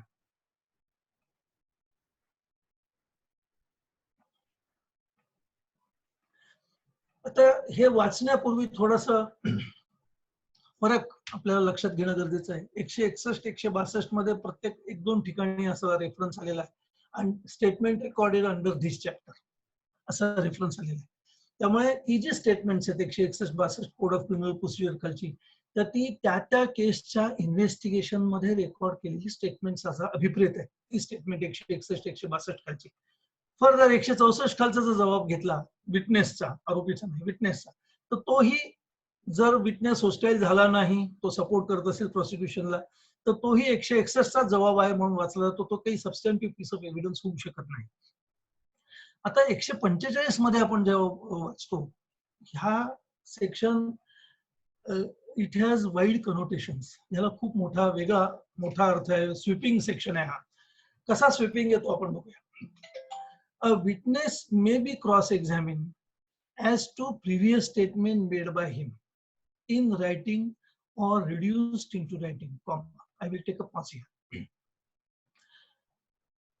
Witness may be cross-examined as to previous statement made by him. दुसऱ्या कुठल्या साक्षीदाराच्या स्टेटमेंट वरती याला क्रॉस एक्झामिनेशन करता येणार नाही या विटनेसला. त्या विटनेसचंच प्रिव्हियस स्टेटमेंट ते असलं पाहिजे. Statement made by him in writing और रिड्यूस्ड इनटू रायटिंग. आता ह्या सेक्शन मध्ये कुठेही स्टेटमेंट रेकॉर्डेड ड्युरिंग इन्व्हेस्टिगेशन असा कुठेही उल्लेख आलेला नाही. दुसरा जो उल्लेख येतो in writing, made by him in writing और रिड्यूस्ड इनटू रायटिंग. महत्वाचे 2 इन्ग्रेडियंट आहेत, in writing and reduced into writing. आता रिड्यूस्ड इनटू रायटिंगला बॅकग्राऊंड आहे 161 सबसेक्शन 3 ची, 162 सबसेक्शन 1 आणि प्रोव्हिजनची. त्यामुळे रिड्यूस्ड इनटू रायटिंग म्हटल्यानंतर नेसेसरीली तपासादरम्यान त्याचं घेतलेलं स्टेटमेंट असं आपल्याला म्हणायला हरकत नाही. परंतु त्याच्या आधी statement made by him in writing हे जे म्हटलेलं आहे ते कशासाठी म्हटलेलं आहे, आणि हा फरक ज्युनियर वकिलांनी विशेषतः लक्षात घेणं हे अत्यंत गरजेचं आहे. कारण ह्या 145 सेक्शन मध्ये प्रिव्हियस स्टेटमेंट असं म्हटलेलं आहे, स्टेटमेंट ड्युरिंग इन्व्हेस्टिगेशन असं म्हटलेलं नाही. त्यामुळे प्रिव्हियस स्टेटमेंट म्हटल्यानंतर कोणतेही स्टेटमेंट येऊ शकतं. To explain this ingredient, let us take example of a family dispute. 2 भाऊ आहेत किंवा 2 शेतकरी आहेत ज्यांचा शेत बांधायला बांध लागून आहे आणि त्यांच्यामध्ये शेताच्या बांधावरनं म्हणा किंवा पाण्याच्या पाळीवरनं म्हणा किंवा आणखीन दुसऱ्या कुठल्या कारणावरनं म्हणा, पेस्टिसाइड फवारणीवरनं म्हणा, वाटेवर त्यांच्यामध्ये डिस्प्यूट आहे. आणि हा डिस्प्यूट चालत आलेला आहे पूर्वीपासून, 2 वर्षापासून चाललेला आहे. एकमेकांना नोटिसा दिल्या घेतलेल्या आहेत त्या डिस्प्यूटच्या दरम्यान, किंवा काही रेव्हेन्यू कोर्टामध्ये काही पिटिशन्स पेंडिंग आहेत, जाण्या येण्याच्या वाटेवरनं वाद आहेत वगैरे. आणि एक दिवस ह्या सगळ्या जो राग मनामध्ये आहे दोन्ही पार्टीजचा, त्याचा कुठेतरी स्फोट होतो आणि काहीतरी मारामारी होते आणि कुठेतरी सिरियस इंजुरीज होतात आणि मग कॉग्निझेबल ऑफेन्स रजिस्टर होतो. आता कॉग्निझेबल ऑफेन्स रजिस्टर झाल्यानंतर आयदर दोन्ही पार्टीज वेगवेगळ्या फिर्यादी देतात किंवा एकच पार्टी फिर्याद देते, व्हॉटएव्हर. आणि मग त्या कॉग्निझेबल ऑफेन्स मध्ये त्यांचा स्टेटमेंट त्या दोन्ही पार्टीजचं, इंज्युअर्डचं म्हणा किंवा आणखीन कोणाची घेतली जातात. आता स्टेटमेंट घेताना ही जो वाद झालेला आहे, जी काय मारामाऱ्या झाल्या त्या कशावरनं झाल्या याचा संदर्भ त्या स्टेटमेंट्स मध्ये येतो. आणि मग त्याच्या मागची 2 वर्षापासूनची जी वाद चालू आहेत, आमची भांडणं चालू आहेत, त्याने असं झालं होतं, त्यांनी पूर्वी असं केलं होतं, फलाना दिसताना सगळं ते त्याच्यामध्ये सांगतात. आता ही प्रत्यक्ष घटना, कॉग्निझेबल ऑफेन्स घडायच्या आधी ज्या काही घटनाक्रम घडलेले आहेत, नोटिसा दिल्या आहेत, त्या नोटिसींना उत्तरं आलेली आहेत, रेव्हेन्यू डिपार्टमेंटमध्ये, रेव्हेन्यू कोर्टामध्ये काही केसेस वाद चालू आहेत, किंवा इंजंक्शनचे दावे सिव्हिल कोर्टामध्ये चालू आहेत, त्याच्यामध्ये जे काही घटनाक्रम म्हटलेले आहेत वादाचे, all these become previous statement of that particular witness. त्यामुळे नॉट नेसेसरीली फक्त इन्व्हेस्टिगेशन मध्ये पोलिसांनीच रेकॉर्ड केलेलं स्टेटमेंट वापरता येईल 145 खाली नाही. तर 145 चा वापर करताना एनी प्रिव्हियस स्टेटमेंट तपासाच्या दरम्यान घेतलेलं सुद्धा किंवा घटना घडायच्या आधी त्या दोन्ही कुटुंबांमध्ये, दोन्ही मित्रांमध्ये किंवा दोन्ही ग्रुप्समध्ये, रायव्हल ग्रुप्समध्ये जे काही घटनाक्रम घडलेले आहेत, लिहिली गेलेली आहेत काही घटना, म्हणून मग तो शब्द जो आहे statements made by him in writing, म्हणजे ही रायटिंग, किंवा नोटीस देताना काहीतरी त्याच्यात म्हणून ठेवलंय, किंवा नोटीसचे उत्तर देताना त्याच्यात काहीतरी म्हणून ठेवलंय, सिव्हिल सूट दाखल करताना त्याच्यामध्ये इंजंक्शनच्या दरांमध्ये काहीतरी म्हणून ठेवलंय, किंवा रेव्हेन्यू डिपार्टमेंटमध्ये काही केसेस चालू आहेत, वाद चालू आहेत, त्याच्यामध्ये काहीतरी म्हणून ठेवलंय. Statements made in writing or reduced into writing, म्हणजे ती पण स्टेटमेंट ह्या स्वीपिंगली कव्हर होतात 145 खाली. आणि रिड्युस इन टू रायटिंग मगाशी सांगितल्याप्रमाणे इन्व्हेस्टिगेशनच्या दरम्यान घेतलेली ती आहेतच, परंतु त्याच्या आधी सुद्धा जे काही घेतलं गेलेलं ह्या वादाच्या संदर्भात फॅक्ट इन इश्यू, जो वाद आहे ज्याच्यावर नाही घटना घडली, त्या वादाच्या संदर्भात जे काही वाक्य लिहिली गेलेली आहेत ऑलरेडी, ती सुद्धा 145 मध्ये क्रॉस एक्झामिनेशन मध्ये 145 चा वापर करताना वापरता येईल. तर ह्या बॅकग्राऊंडवरती मी पुन्हा सबसेक्शन 1 वाचतो. A witness may be cross-examined as to previous statement made by him in writing or reduced into writing. आणि ही स्टेटमेंट कशी असायला पाहिजे? चौथा important ingredient, and relevant to the matters in question. Relevant to the matters. ज्या घटनाक्रमांवरनं ज्या कारणांसाठी घटना घडली, मोठी घटना, कॉग्निझेबल ऑफेन्स, ती कारणं रिलेव्हंट होतात. आता ती कारणं जर रिलेव्हंट नसतील तर क्रॉस एक्झामिनेशन मध्ये ते वापरता येणार नाही. त्याच्या त्या प्रिव्हियस स्टेटमेंट मध्ये जे काही लिहिलेलं आहे, मग आता एकमेकांच्या संदर्भातले नाते संदर्भातलं काही लिहिलेलं आहे, तर त्या नाते संदर्भाचा फॅक्ट इन इश्यू असेल तर गोष्ट वेगळी, पण तो जर फॅक्ट इन इश्यू नसेल तर ते रिलेव्हंट जर नसतील त्यातली ती वाक्य, तर ती क्रॉस एक्झामिनेशन मध्ये ती त्याचा अट्रॅक्ट करता येणार नाही त्याच्याकडे, असा याचा अर्थ. 2, विदाउट सच रायटिंग, आता मी हे फोड करतोय त्या सेक्शनची. Reduced into writing and relevant to matters in question. Without such writing being shown to him or being proved. तर being proved मगाशी मी त्या प्रूव्हचा हे केलं. आता पहिले दिलेली नोटीस दोन्ही पार्टीजने ऍडमिट केली असेल, विरुद्ध पार्टीने पण ऍडमिट केलेली असेल, नोटीसला दिलेलं उत्तर ऍडमिट केलेलं असेल तर प्रूव्ह झालेलं आहे ना, मग ते परत रेफर करायची गरज नाही. ऑन द कॉन्ट्री काहीतरी वेगळं एक्सप्लेनेशन येण्याची शक्यता असते, त्यामुळे ते रेफर करू नये. पण ते तुम्हाला उलट तपासणीमध्ये वाचता येईल की साहेब ज्या ठिकाणी उलट तपासणीमध्ये म्हणतो आर्ग्युमेंट करताना ते तुम्हाला रेफर करता येईल. साहेब प्रिव्हियस नोटीसमध्ये जे काही म्हटलेलं आहे ते इथे म्हणतच नाही तो, आणि इथे जो म्हणतो ते त्या प्रिव्हियस नोटीसमध्ये म्हटलेलं नाही, त्यामुळे याच्यावरती किती विश्वास ठेवायचा? शेवटी प्रूव्ह डिस्प्रूव्ह वरती येतो आपण. त्यामुळे सेक्शन अतिशय सुंदर वर्डिंग केलेलं आहे सेक्शनचं. आता मी ते परत वाचतो. A witness may be cross-examined as to previous statement made by him in writing or reduced into writing and relevant to the matters in question, without such writing being shown to him or being proved. म्हणजे त्या साक्षीदाराला त्याच्या previous स्टेटमेंटमध्ये त्या संदर्भात त्याला cross examination करता येईल, ते प्रिव्हियस स्टेटमेंट रेफर न करता तुम्हाला क्रॉस करता येईल. म्हणजे कसं प्रश्न विचारतील, तर ते प्रश्न कसे, प्रश्न उत्तर कशी असतील ते आपण हे एक्सप्लेनेशन देताना मी ते सांगेनच, उदाहरण देताना. की बाबा रे तू असं काही पूर्वी सांगितलं होतंस का? मी रेफर करत नाही ती पहिली नोटीस किंवा नोटीसला उत्तर, पण तुम्ही नोटीस दिली होती त्याच्यामध्ये तुम्ही हे सांगितलं होतं का? असं घडलं होतं का? अशा स्वरूपाची प्रश्न उत्तर असतात. त्यामुळे without referring that particular previous writing or portion of that particular statement, you can cross-examine the witness under section 145. Putsa part, second leg of the section. But, if it is intended to contradict him by the writing, his attention must, before the writing can be proved, be called to those part of it which are to be used for the purpose of contradicting him.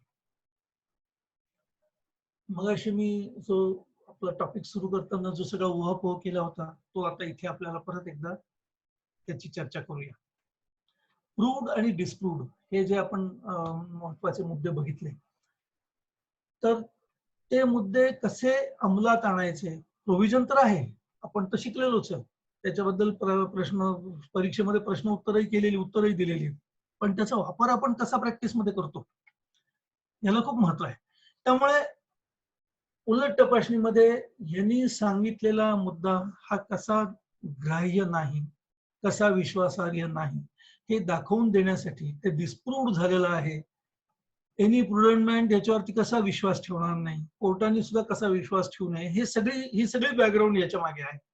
त्यामुळे जेव्हा आपण हे प्रश्न सगळे विचारतो त्यामुळे 145 सेक्शनचा वापर करताना पहिले प्रिव्हियस स्टेटमेंट त्याला न दाखवता फक्त त्याला प्रश्न विचारा की बाबा रे तू असं काही पूर्वी सांगितलं होतंस का, हे अशासाठी की जर तो म्हणाला की नाही ह्यापूर्वी मी कधीच हे बोललेलो नाही, तर मग ते प्रिव्हियस स्टेटमेंट दाखवण्याची गरज नाही राहत, कारण तो कबूल करतोय विटनेस. जर त्यांनी शपथेवरती आज मेहरबान कोर्टापुढे सांगितलेलं आहे, ते उलट तपासणीमध्ये प्रश्न विचारल्यानंतर तो कबूल करतो की नाही आज मी जे काही सांगितलं ते पहिल्यांदा कोर्टात सांगतो, यापूर्वी कधी सांगितलं नाही, पोलिसांना पण नाही कोणालाच नाही. Once it is said and done, then it is not necessary to refer or to attract the attention of that particular witness to that particular portion, because he has admitted that he has not stated so.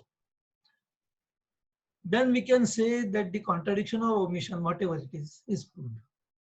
If he admits that he has not stated anything before the statement on oath. But if he says no, की नाही मी सांगितलं होतं पूर्वी, आता हे सांगितलं होतं म्हटल्यानंतर प्रश्न असा येतो की मगाशी अभ्यास केल्याप्रमाणे 161 मधलं स्टेटमेंट किंवा पूर्वी दिलेली नोटीस किंवा नोटीस उत्तर जर पूर्वी प्रूव्ह झालेलं नसेल, त्याला एक्झिबिट पडलेलं नसेल, रेफर झालेलं नसेल, तर मग ते रेकॉर्डवर कसं आणायचं? कारण आपल्या फायद्याची गोष्ट डिफेन्स लॉयर म्हणून किंवा प्रॉसिक्युशन आफ्टर डिक्लेअरिंग विटनेस होस्टाईल म्हणून त्यांच्या फायद्याची गोष्ट रेकॉर्डवर आणणं गरजेचं आहे. त्यामुळे ते तर रेफर करायला पाहिजे, ते तर रेकॉर्डवर यायला पाहिजे, पण ते आतापर्यंत रेकॉर्डवर आलेलं नाही. 161 खालची statement substantive piece of evidence नाही, त्यामुळे तो कोरॉबोरेटिव्ह पीस ऑफ एव्हिडन्स म्हणून आपल्याला घेता येणार नाही. त्यामुळे अशा परिस्थितीमध्ये मग आपल्याला काय करता येईल? विटनेस तर म्हणतो की मी पूर्वी सांगितलेलं होतं. आता पूर्वी सांगितलं होतं म्हटल्यानंतर हे शब्दावरती आता हा ओरल एव्हिडन्स होतो. मग पुढचा प्रश्न काय येईल? मग ती सेक्शन 145 ची जी सेकंड पार्ट आहे सेक्शनचा, तो इथे कामाला येतो. आपण तो पुन्हा वाचूया. But if it is intended to contradict him by the writing, once he says की हो मी तर पूर्वी सांगितलेलं होतं, हो मी नोटीस दिली होती त्याच्यात म्हटलं होतं, हो पोलिसांनी जबाब घेतला तेव्हा पोलिसांना सांगितलं होतं.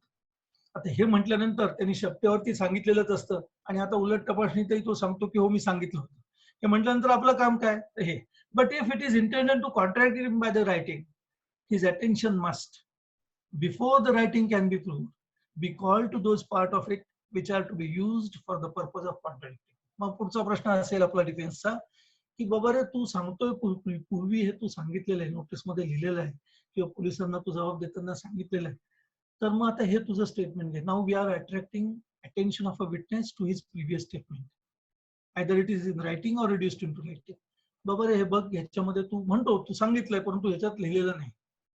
We are attracting his attention to that particular part of that particular statement, की तू सांगतो की मी त्याला बघितलं लोखंडी खांब्याने मारताना, पण तू पोलिसांना सांगितलं होतं का आधी? हो सांगितलं होतं.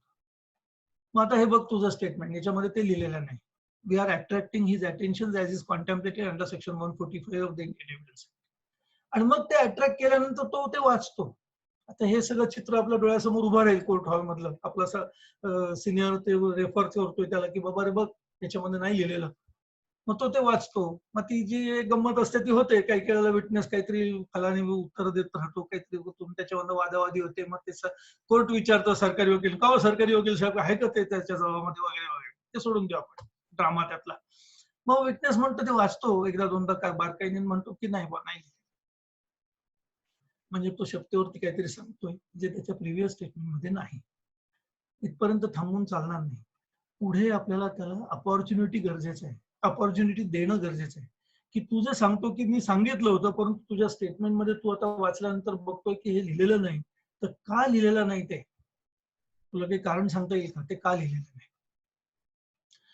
मग तो वेगवेगळी कारणं देतो. तर ते वेगवेगळी कारणं जी आहेत ती आपण त्याचाही विचार करू, कारण की गरजेचं आहे ज्युनियर वकिलांसाठी. तो आपण एक सर्वसाधारण जे कारण देत नाही, मला काही कारण सांगता येणार नाही याच्यामध्ये का लिहिलेलं नाही. Once opportunity is given to the witness to explain why that particular statement made on oath is not finding place in his previous statement, then opportunity should be given. Once opportunity is given and if witness says that he cannot explain why that fact is not mentioned in my previous statement, then it is your turn now, defense lawyer's turn, to say or to give explanation, आपण काय explanation देतो मग, की अरे बाबा ते लिहिलेलं नाही कारण तू हे घटना बघितलेलीच नाही आणि ती बघितली नव्हती म्हणून, म्हणजे आपण त्याला पहिले संधी देतो एक्सप्लेन कर, आणि तो जर एक्सप्लेन करू शकत नसेल तर मग आपलं एक्सप्लेनेशन काय त्याच्या संदर्भात डिस्प्रूव्ह करायला त्याला, की बाबा हे तू बघितलेलंच नाही म्हणून त्याच्यात लिहिलेलं नाही. पहिली अपॉर्च्युनिटी जेव्हा तुला होती पोलिसांपुढे सांगण्याची तेव्हा तू ती घेतली नाहीस, तेव्हा तू सांगितलं नाही कारण तू ते बघितलेलंच नव्हतं. आज मात्र तू आता तो जो कोण इंज्युअर्ड आहे, कंप्लेनंट आहे किंवा पोलिसांच्या सांगण्यावरनं आज हे तू खोटं सांगतो.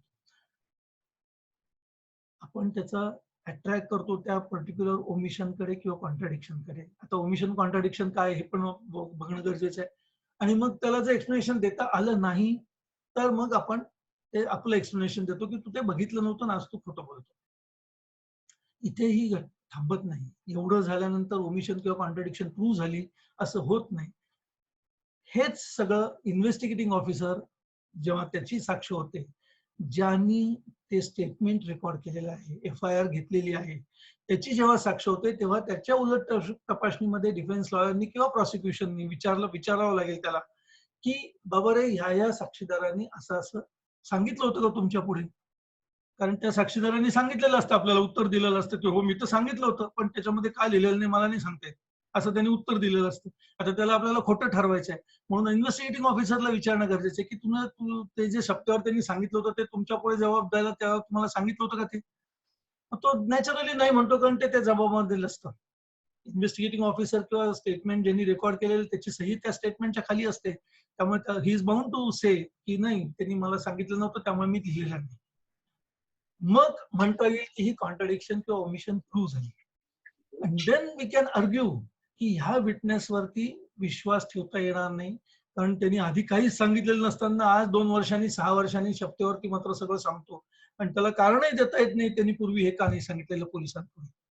आता दुसरं एक्सप्लेनेशन काय येतं विटनेसचं तेही जाता जाता त्याची विचारतो, कारण हे ज्युनियर लॉयर्ससाठी महत्वाचे. काही वेळेला मी बघितलंय की असे काही वेगळीच उत्तर देतो विटनेस. आपण जेव्हा त्याला एक्सप्लेनेशनची संधी देतो की बाबा रे तू लिहिलेलं नाही का नाही लिहिलेलं सांगता येईल का तुला, तेव्हा काही विटनेस सांगतात की नाही मला सांगता येणार नाही. थोडंसं सोपं होतं, परंतु काही मिस्चिवस असतात ते काय उत्तर देतात, मग मी सांगितलं होतं पण ते पोलीस म्हणाले जे लिहून घेत होते ते म्हणाले की महत्वाचं नाही म्हणून त्यांनी ते लिहून घेतलं नाही. किंवा तो म्हणाला पोलीस म्हणाले की हे तू सांगतोय हे काही महत्वाचं नाही, तुला कोर्टात काय सांगायचं ते सांग. अशी काहीतरी उत्तर आल्यानंतर जो इनएक्सपिरियन्स्ड डिफेन्स लॉयर असतो तो गडबडून जातो की अरे आता याला सजेशन काय द्यायचं, 145 वापर तर आपण करायला बसलो आणि आता हे तो भलतंच उत्तर काहीतरी देईल. तर त्यावेळेला डगमगून न जाता जसं आपण आपलं एक्सप्लेनेशन देतो की हे तू खोटं बोलतो की पोलिसांनी असं सांगितलं की हे महत्वाचं नाही म्हणून लिहून घेत नाही किंवा तुला काय सांगायचं ते कोर्टात सांग मी नाही लिहून घेत, असं जे तू उत्तर देतो एक्सप्लेनेशन देतो हे तू खोटं बोलतो. प्रत्यक्षात तू ही घटनाच बघितलेली नाही त्यामुळे हे त्याच्यात लिहिलेलं नाही. मग अशी जी प्रश्न उत्तर आपण बघितली ती. परंतु इथे न थांबता जेव्हा इन्व्हेस्टिगेटिंग ऑफिसर येतो त्यावेळेला जसं आपण त्याला एक्सप्लेनेशन विचारतो की हे त्यांनी सांगितलं नव्हतं ना, तर म्हणतो नव्हतं सांगितलं त्यामुळे लिहिलेलं नाही. पण त्याच वेळेला त्यांनी जर असं काही वेगळं उत्तर दिलेलं असेल, एक्सप्लेनेशन द्यायचा प्रयत्न केला असेल तर ते मात्र त्याला विचारणं गरजेचं आहे की बाबा असं काही झालं का साहेब, की त्यांनी तुमच्या पुढे ही गोष्ट सांगितली पण तुम्ही त्याला असं उत्तर दिलं त्यावेळेला की हे काही महत्वाचं नाही त्यामुळे मी लिहून घेत नाही, किंवा तुम्ही उत्तर दिलं की हे तुला काय कोर्टात सांगायचं ते सांग मी नाही लिहून घेत, अशी काही उत्तर तुम्ही दिलं का? नॅचरली तो पोलीस म्हणतो नाही हो साहेब त्यांनी जे जे सगळं सांगितलं ते मी सगळं लिहून घेतलं, जे याच्यामध्ये नाही ते त्यांनी सांगितलेलं. एकदा ते झाल्यानंतर ते एक्सप्लेनेशन जो देतो विटनेस क्रॉस एक्झामिनेशन मध्ये ते कसं खोटं एक्सप्लेनेशन आहे हे पण आपण कोर्टाला दाखवून देऊ शकतो, कारण स्टेटमेंट घेणाऱ्या माणसाकडनं आपण हे घेतलेलं असतं की असं काहीही त्यावेळेला झालं नाही, मी त्याला असं काहीही सांगितलं नव्हतं की हे काही महत्वाचं नाही त्यामुळे हे काही मी लिहून घेत नाही, किंवा तुला काय कोर्टात सांगायचं ते सांग मी काही लिहून घेत नाही, असली काही एक्सप्लेनेशन देण्याचा प्रयत्न विटनेसने केला तर ती एक्सप्लेनेशन सुद्धा कशी खोटी आहेत हे त्या इन्व्हेस्टिगेटिंग ऑफिसरच्या क्रॉस एक्झामिनेशन मध्ये विचारणं अत्यंत गरजेचं आहे. आता ओमिशन आणि कॉन्ट्राडिक्शन म्हणजे काय? आता कॉन्ट्राडिक्शन आपण सिंपल लँग्वेज मध्ये जर बघायला गेलं, कॉन्ट्राडिक्शनची डेफिनेशन किंवा ओमिशनची डेफिनेशन CRPC मध्ये किंवा इंडियन एव्हिडन्स ऍक्ट मध्ये दिलेली नाही. त्यामुळे आपल्याला बाकीच्या ज्या डिक्शनरीमध्ये जर ऑक्सफोर्ड डिक्शनरीमध्ये जी डेफिनेशन दिलेली आहे ती पण बघणं गरजेचं आहे. आता ऑक्सफोर्ड मधली जी डिक्शनरी डेफिनेशन आहे ती अशी आहे सोप्या भाषेमध्ये की it is a combination of a statement which is not corroborating each other, किंवा ते एकमेकांपेक्षा विरुद्ध आहेत. Combination of a statement which are oppose to each other. For example, आता कॉम्बिनेशन ऑफ अ स्टेटमेंट म्हटलंय आपण 145चा विचार करताना स्टेटमेंट ऑन ओथ आणि प्रिव्हियस स्टेटमेंट अशी दोन वेगवेगळी एकाच विटनेसची स्टेटमेंट रेफर करतोय, विचार करतोय. त्यामुळे these are combination of a statement. एक स्टेटमेंट ओथ वरती शब्देवरती कोर्टात दिलेलं आणि एक 161 खाली पोलिसांनी तपासाच्या दरम्यान घेतलेलं. Combination of a statement. पहिल्या स्टेटमेंट मध्ये तो सांगतो काठीने मारताना मी बघितलं, शब्देवर मात्र तो सांगतो त्याच्या हातामध्ये लोखंडी गज होता, त्या गजाने मारताना बघितलं. Those are different from each other, contradictory with each other. This is contradiction. आणि ओमिशन आपण कशाला म्हणतो की पहिल्या जबाबामध्ये त्यांनी सांगितलेलंच नाही, नुसतं त्यांची मारामारी चाललेली होती आणि बस खाली पडला, तो पळून गेला, मी पण निघून गेलो. आणि मग शब्देवर मात्र जेव्हा कोर्टापुढे येऊन सांगतो त्यावेळेला तो सांगतो की मारामारी चाललेली होती आणि मी बघितलं की आरोपींनी त्याच्या खिशातून चाकू काढला आणि त्या चाकूने त्याला मारलं का, त्यांनी काठी होती त्याच्या हातामध्ये, त्या काठीने मारलं का लोखंडी गजाने मारलं, वाटेवर. Now he has omitted to state something in his previous statement.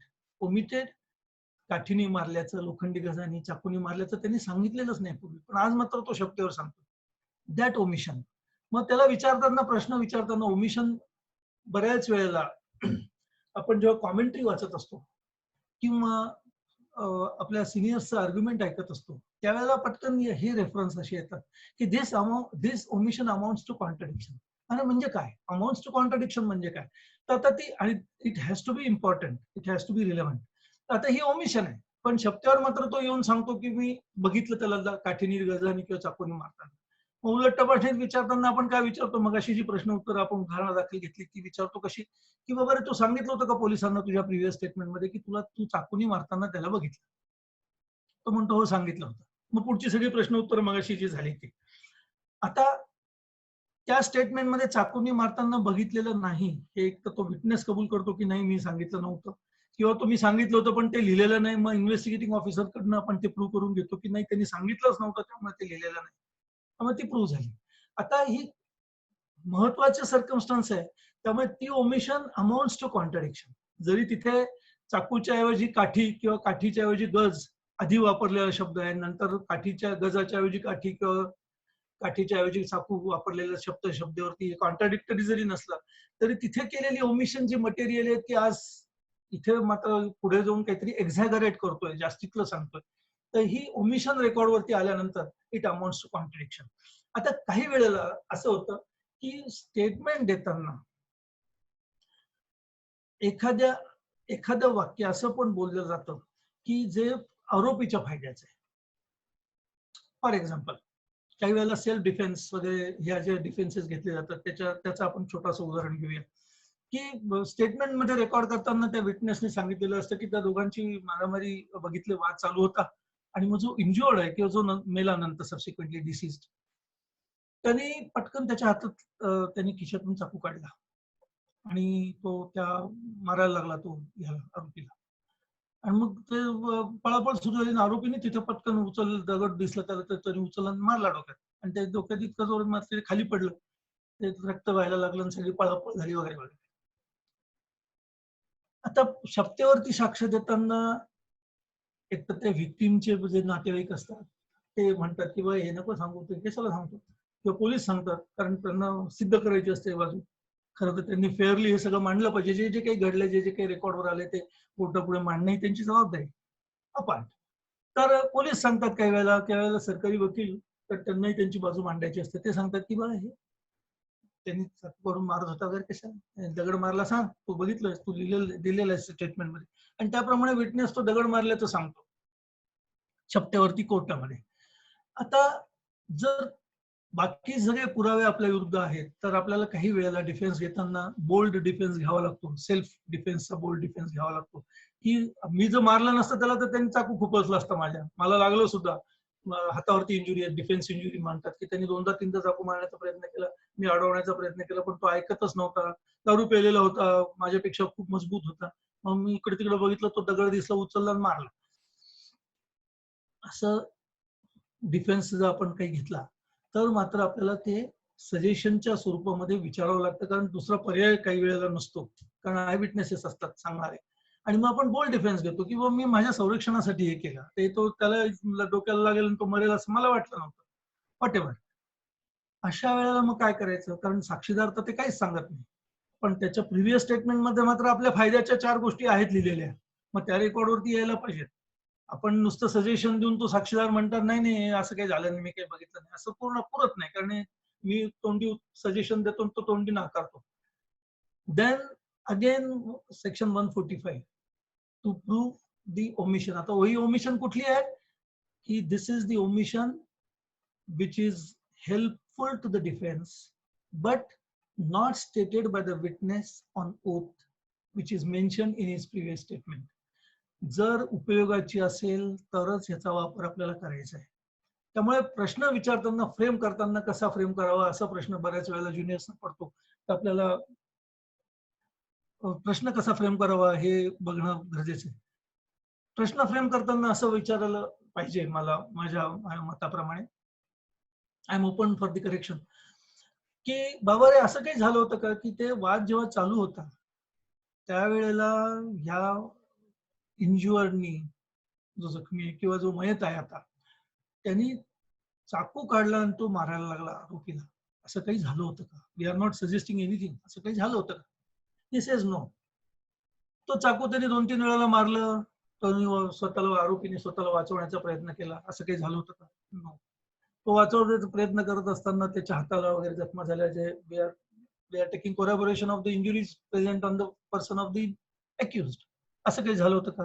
He says no. असं कारण त्याला सांगून ठेवलेलं असतं की हे बोलू नको.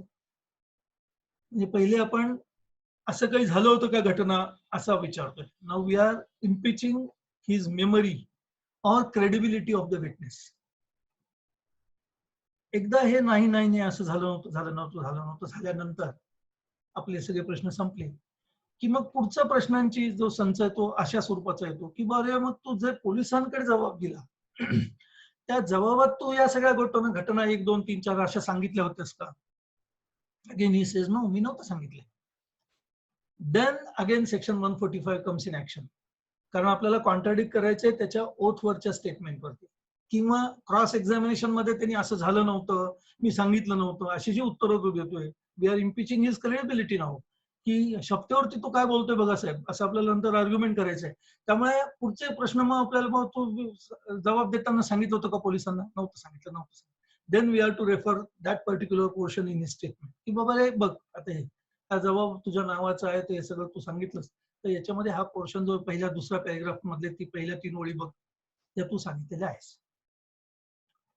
आता इतकं कन्फर्म केल्यानंतर काही वेळेला विटनेस म्हणतो हो मी सांगितलं होतं. आता हे जर सांगितलं होतं म्हटलं तर कोर्टाला आपल्याला विनंती करायची. आता बऱ्याच वेळेला प्रश्न विचारले जाते, हे portion mark A B C हे पोर्शन कशासाठी करायचे, त्याचा उपयोग काय, एव्हिडन्स म्हणून त्याचा वापर कसा करता येईल. तर मग आपल्याला कोर्टाला विनंती करता येईल की साहेब हा ऍडमिट करतोय हे सांगितल्याचं, परंतु आधी मात्र त्याला प्रश्न या संदर्भात विचारले before attracting his attention to his previous writing or statement.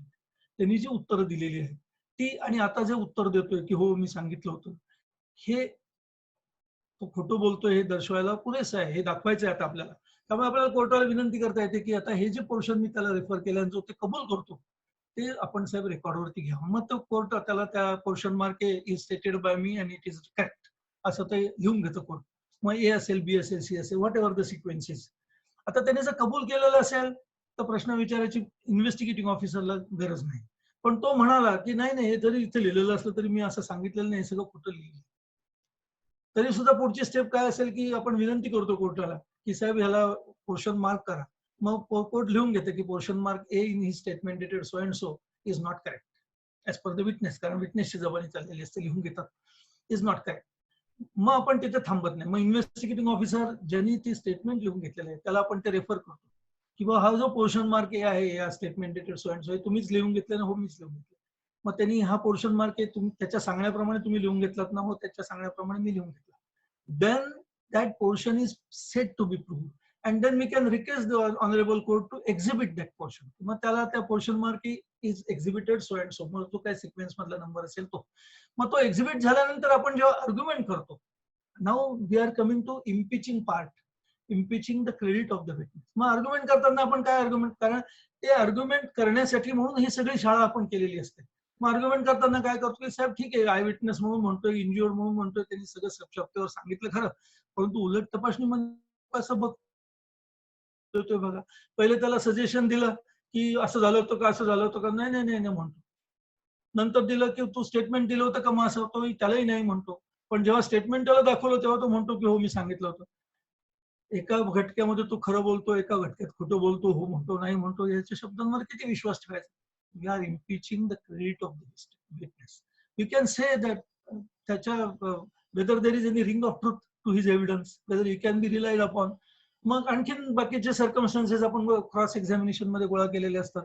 त्यामुळे अगेन आपण डिस्प्रूव्ह वरती जातो. डेफिनेशन मगाशी जी वाचली आपण ती, की ह्या सगळ्या गोष्टी जर आपण बघितल्या तर कोर्टाला आपण विनंती करतो की 1, 2, 3, 4 ह्या सगळ्या घटनाक्रम त्यांनी दिलेली ही सगळी उत्तरं, बाकीच्या साक्षीदारांनी दिलेली जबाब, हे जर बघितले तर ही अशी काही घटना घडली असेल असं दिसत नाही. दुसरं काहीतरी वेगळं घडलेलं असणार जे सरकार पक्ष कोर्टापुढे आणू इच्छित नाही, असल्या स्वरूपाचे आर्ग्युमेंट्स आपण करू शकतो.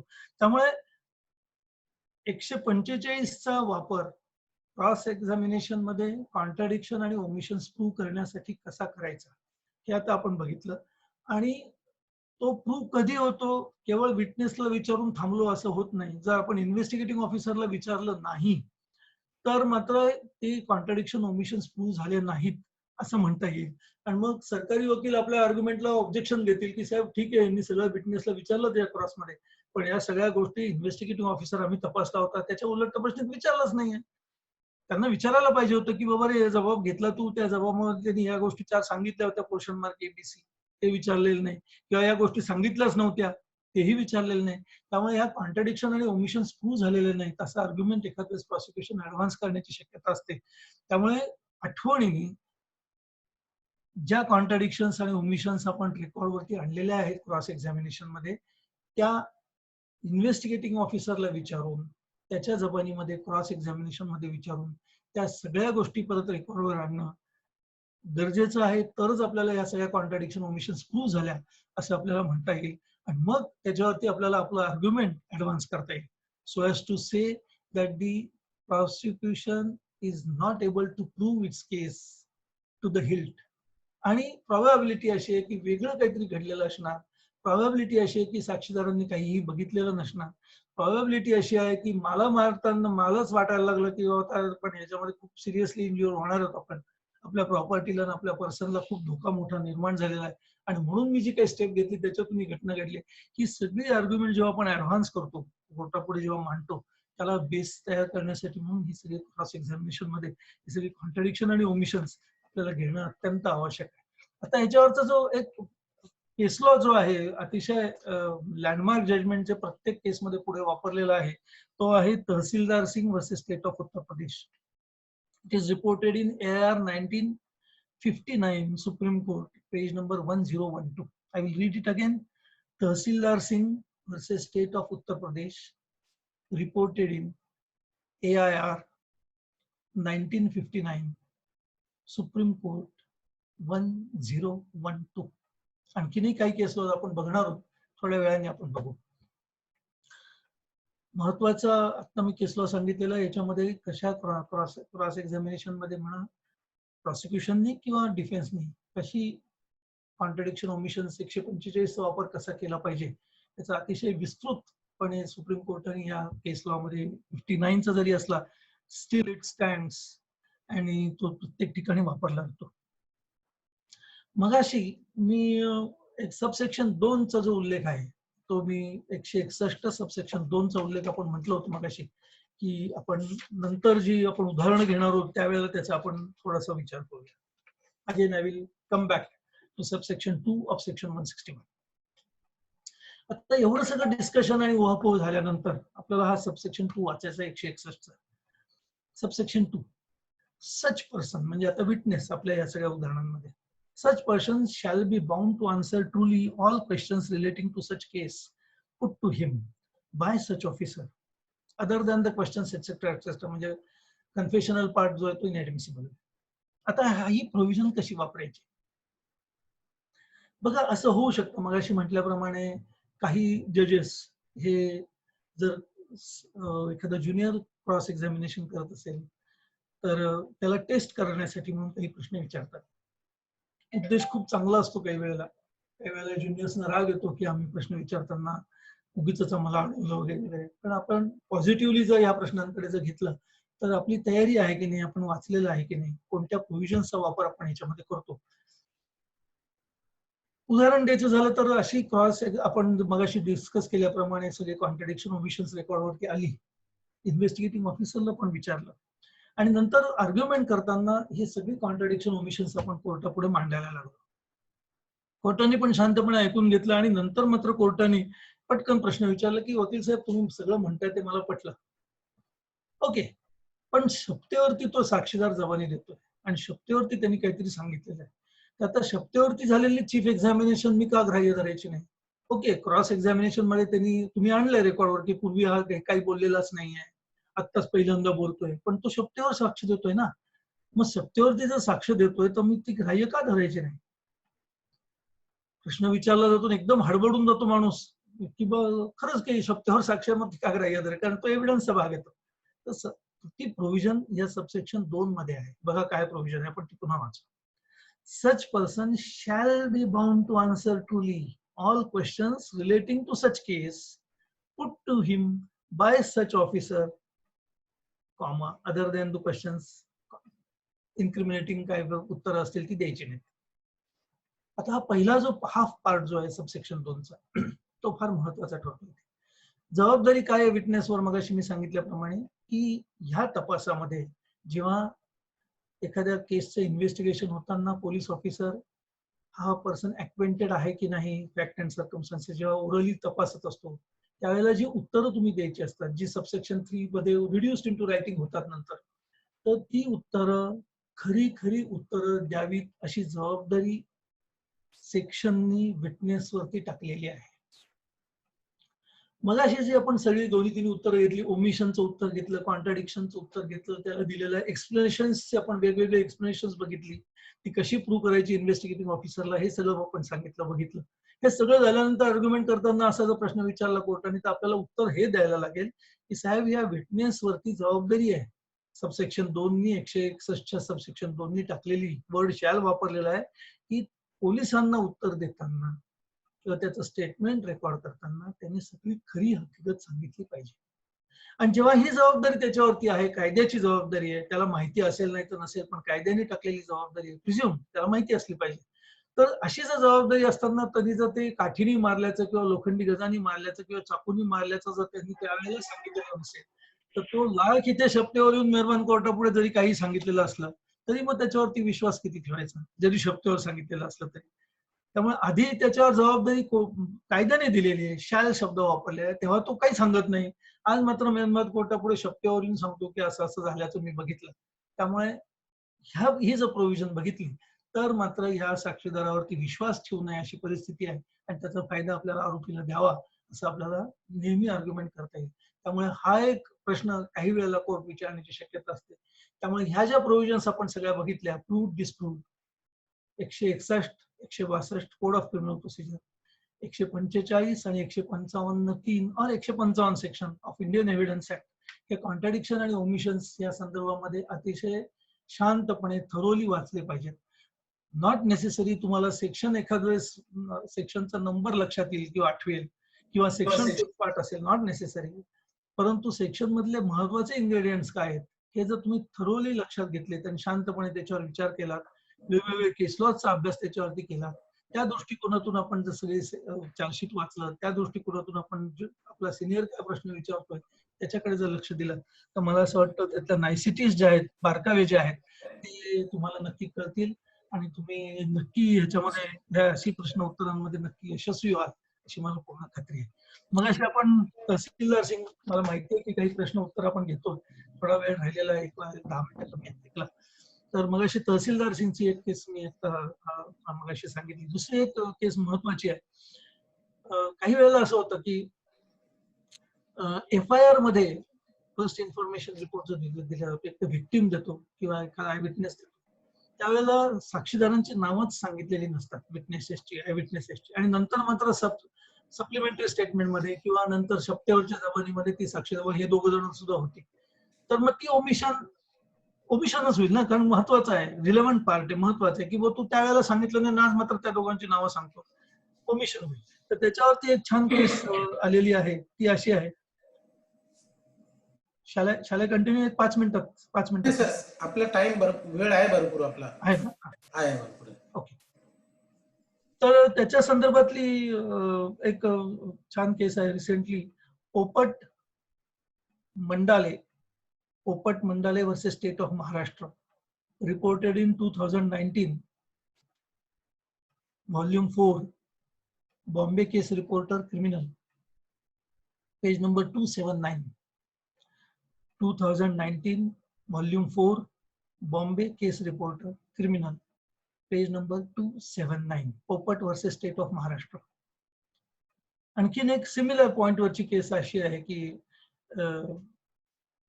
इनिशियली कंप्लेनंट, काही वेळेला एक FIR खबर येते पोलीस स्टेशन मध्ये, आणि त्या खबरमध्ये अननोन माणसांनी मारहाण केली किंवा अननोन लोक होते असं दिलेलं जातं, आणि नंतर मग FIR जी नोंदवली जाते त्यावेळेला त्याच्यामध्ये मात्र सगळी नावं येतात.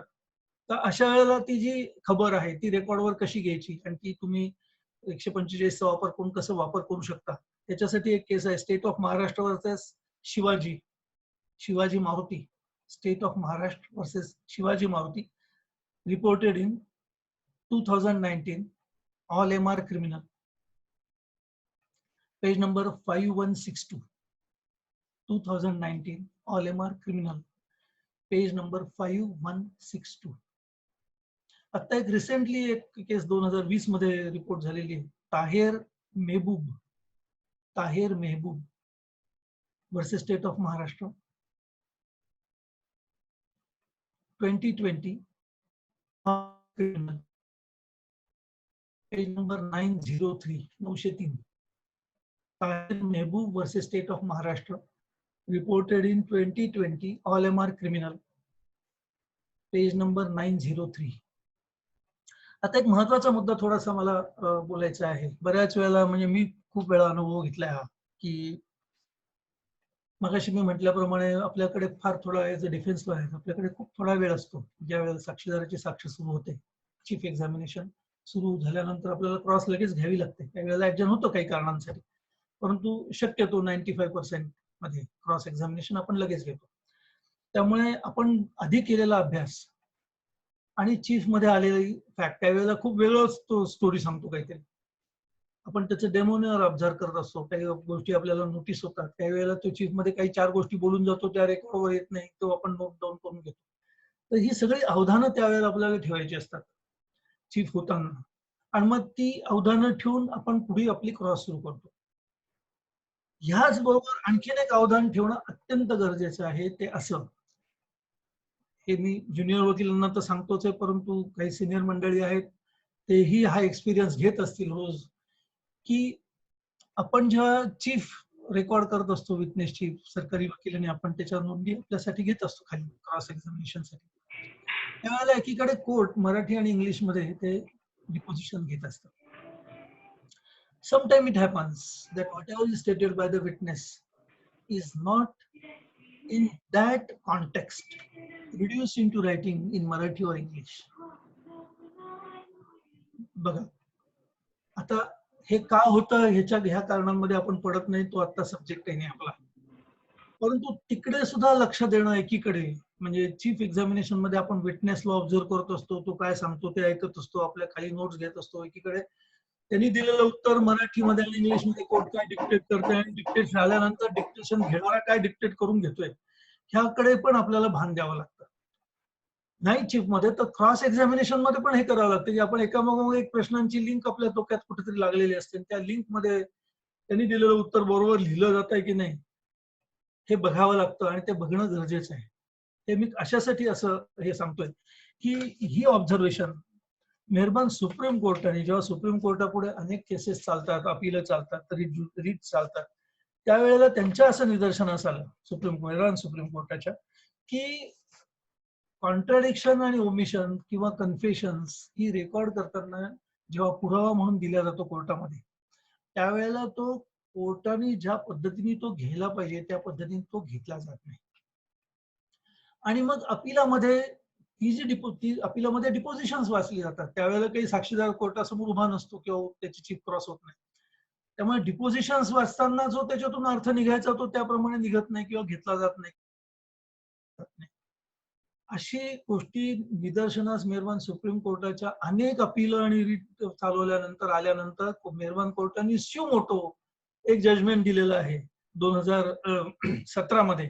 2017 reported in 2017 volume 3 Bombay criminal cases page number 337. आता जे आपले जस्टिस बोबडे साहेब आहेत चीफ जज of the supreme court, justice Bobde आणि नागेश्वर राव जॉईंट जस्टिस त्यांचं हे जजमेंट आहे. In re to issue certain guidelines regarding inadequacies. बघा शब्द कसा वापरलाय. Guidelines are issued to all the trial courts in India with respect to inadequacies and deficiencies in criminal trials. असं ते हेडिंग आहे. जसं पार्टीची नावं असतात तसं हे हेडिंग आहे. Reported in 2017 3 Bombay criminal cases 337 supreme court. गमतीशीर गोष्ट आहे. म्हणजे आपल्याला किती भान ठेवावं लागतं या सगळ्या गोष्टीचं की आपण एवढं सगळं घाम गळत असतो, अभ्यास केलेला असतो, काही वेळेला स्पॉटवर व्हिजिट देऊन आलेलो असतो, कष्ट घेतलेले असतात आणि त्याचं नीट लिहून घेतलं जात नसेल. इनएडव्हर्टंटली होतं, नाही असं नाही. शेवटी तीही माणसंच आहेत, त्यांच्याकडे खूप भरपूर लोड असतो कोर्टांकडे, त्यामुळे ते मुद्दामून करत नाही. त्यामुळे ते काय डिक्टेशन देत आहेत हे महत्वाचं. आणि डिक्टेशन दिल्यानंतर जे बाबू डिक्टेट करत असतात, लिहून घेत असतात, टाईप करत असतात किंवा कम्प्युटरवर नोंदवत असतात, ते नक्की काय नोंदवत आहेत ह्याच्याकडे लक्ष द्यायचं. माझाच अनुभव स्वतःचा असा आहे की उत्तर आहे ह्याच्याऐवजी नाही लिहिलं जातं. आता ते इनएडव्हर्टंटली होतं, पण तेही लक्ष ठेवणं आपल्याला गरजेचं आहे. अदरवाईज काहीतरी वेगळेच अर्थ आर्ग्युमेंटच्या वेळेला किंवा जेव्हा डिपोजिशन्स वापरली जातात अपिलामध्ये त्यावेळेला वेगळेच अर्थ निघण्याची शक्यता असते. आणि ही नोटीस आपण नाही केली तर ते सुप्रीम कोर्टाने सुद्धा नोटीस केलेलं आहे आणि त्यांनी त्याच्यासाठी त्यांचा जजमेंट द्यावं लागलाय. आणि त्या जजमेंटमध्ये त्यांनी कॉन्ट्रडिक्शन ओमिशन्स कशा रेकॉर्ड कराव्यात डिपोजिशन घेताना, त्याचप्रमाणे कन्फेशन कसं रेकॉर्ड करावं याचे पण डायरेक्शन्स ट्रायल कोर्टाला दिलेले आहेत. सो कन्सिडरिंग ऑल दिस सर्कमस्टन्सेस मला आशा वाटते की हा कॉन्ट्रडिक्शन ओमिशनचा हा जो टॉपिक आपण आता डिस्कस करतोय तो थोडाफार प्रमाणात का होईना आपल्या सर्व ज्युनियर मित्रांना समजला असेल. काही शंका असतील त्यांना या संदर्भातल्या तर त्यांनी काही प्रश्न विचारले तर मी माझ्या परीने मला जेवढं शक्य होईल त्या पद्धतीने मी उत्तर द्यायला तयार आहे. ओव्हर टू वरगडे साहेब.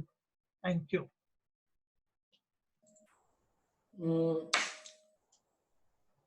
आपण आता प्रश्नोत्तरांकडे येतोय, परंतु तत्पूर्वी सर्व पार्टिसिपंट्सना माझी विनंती आहे की त्यांचे जे प्रश्न आहेत ते त्यांनी चॅट बॉक्स मध्ये दाखल करावेत, जेणेकरून मी ते भिडे साहेबांना मी विचारू शकेन.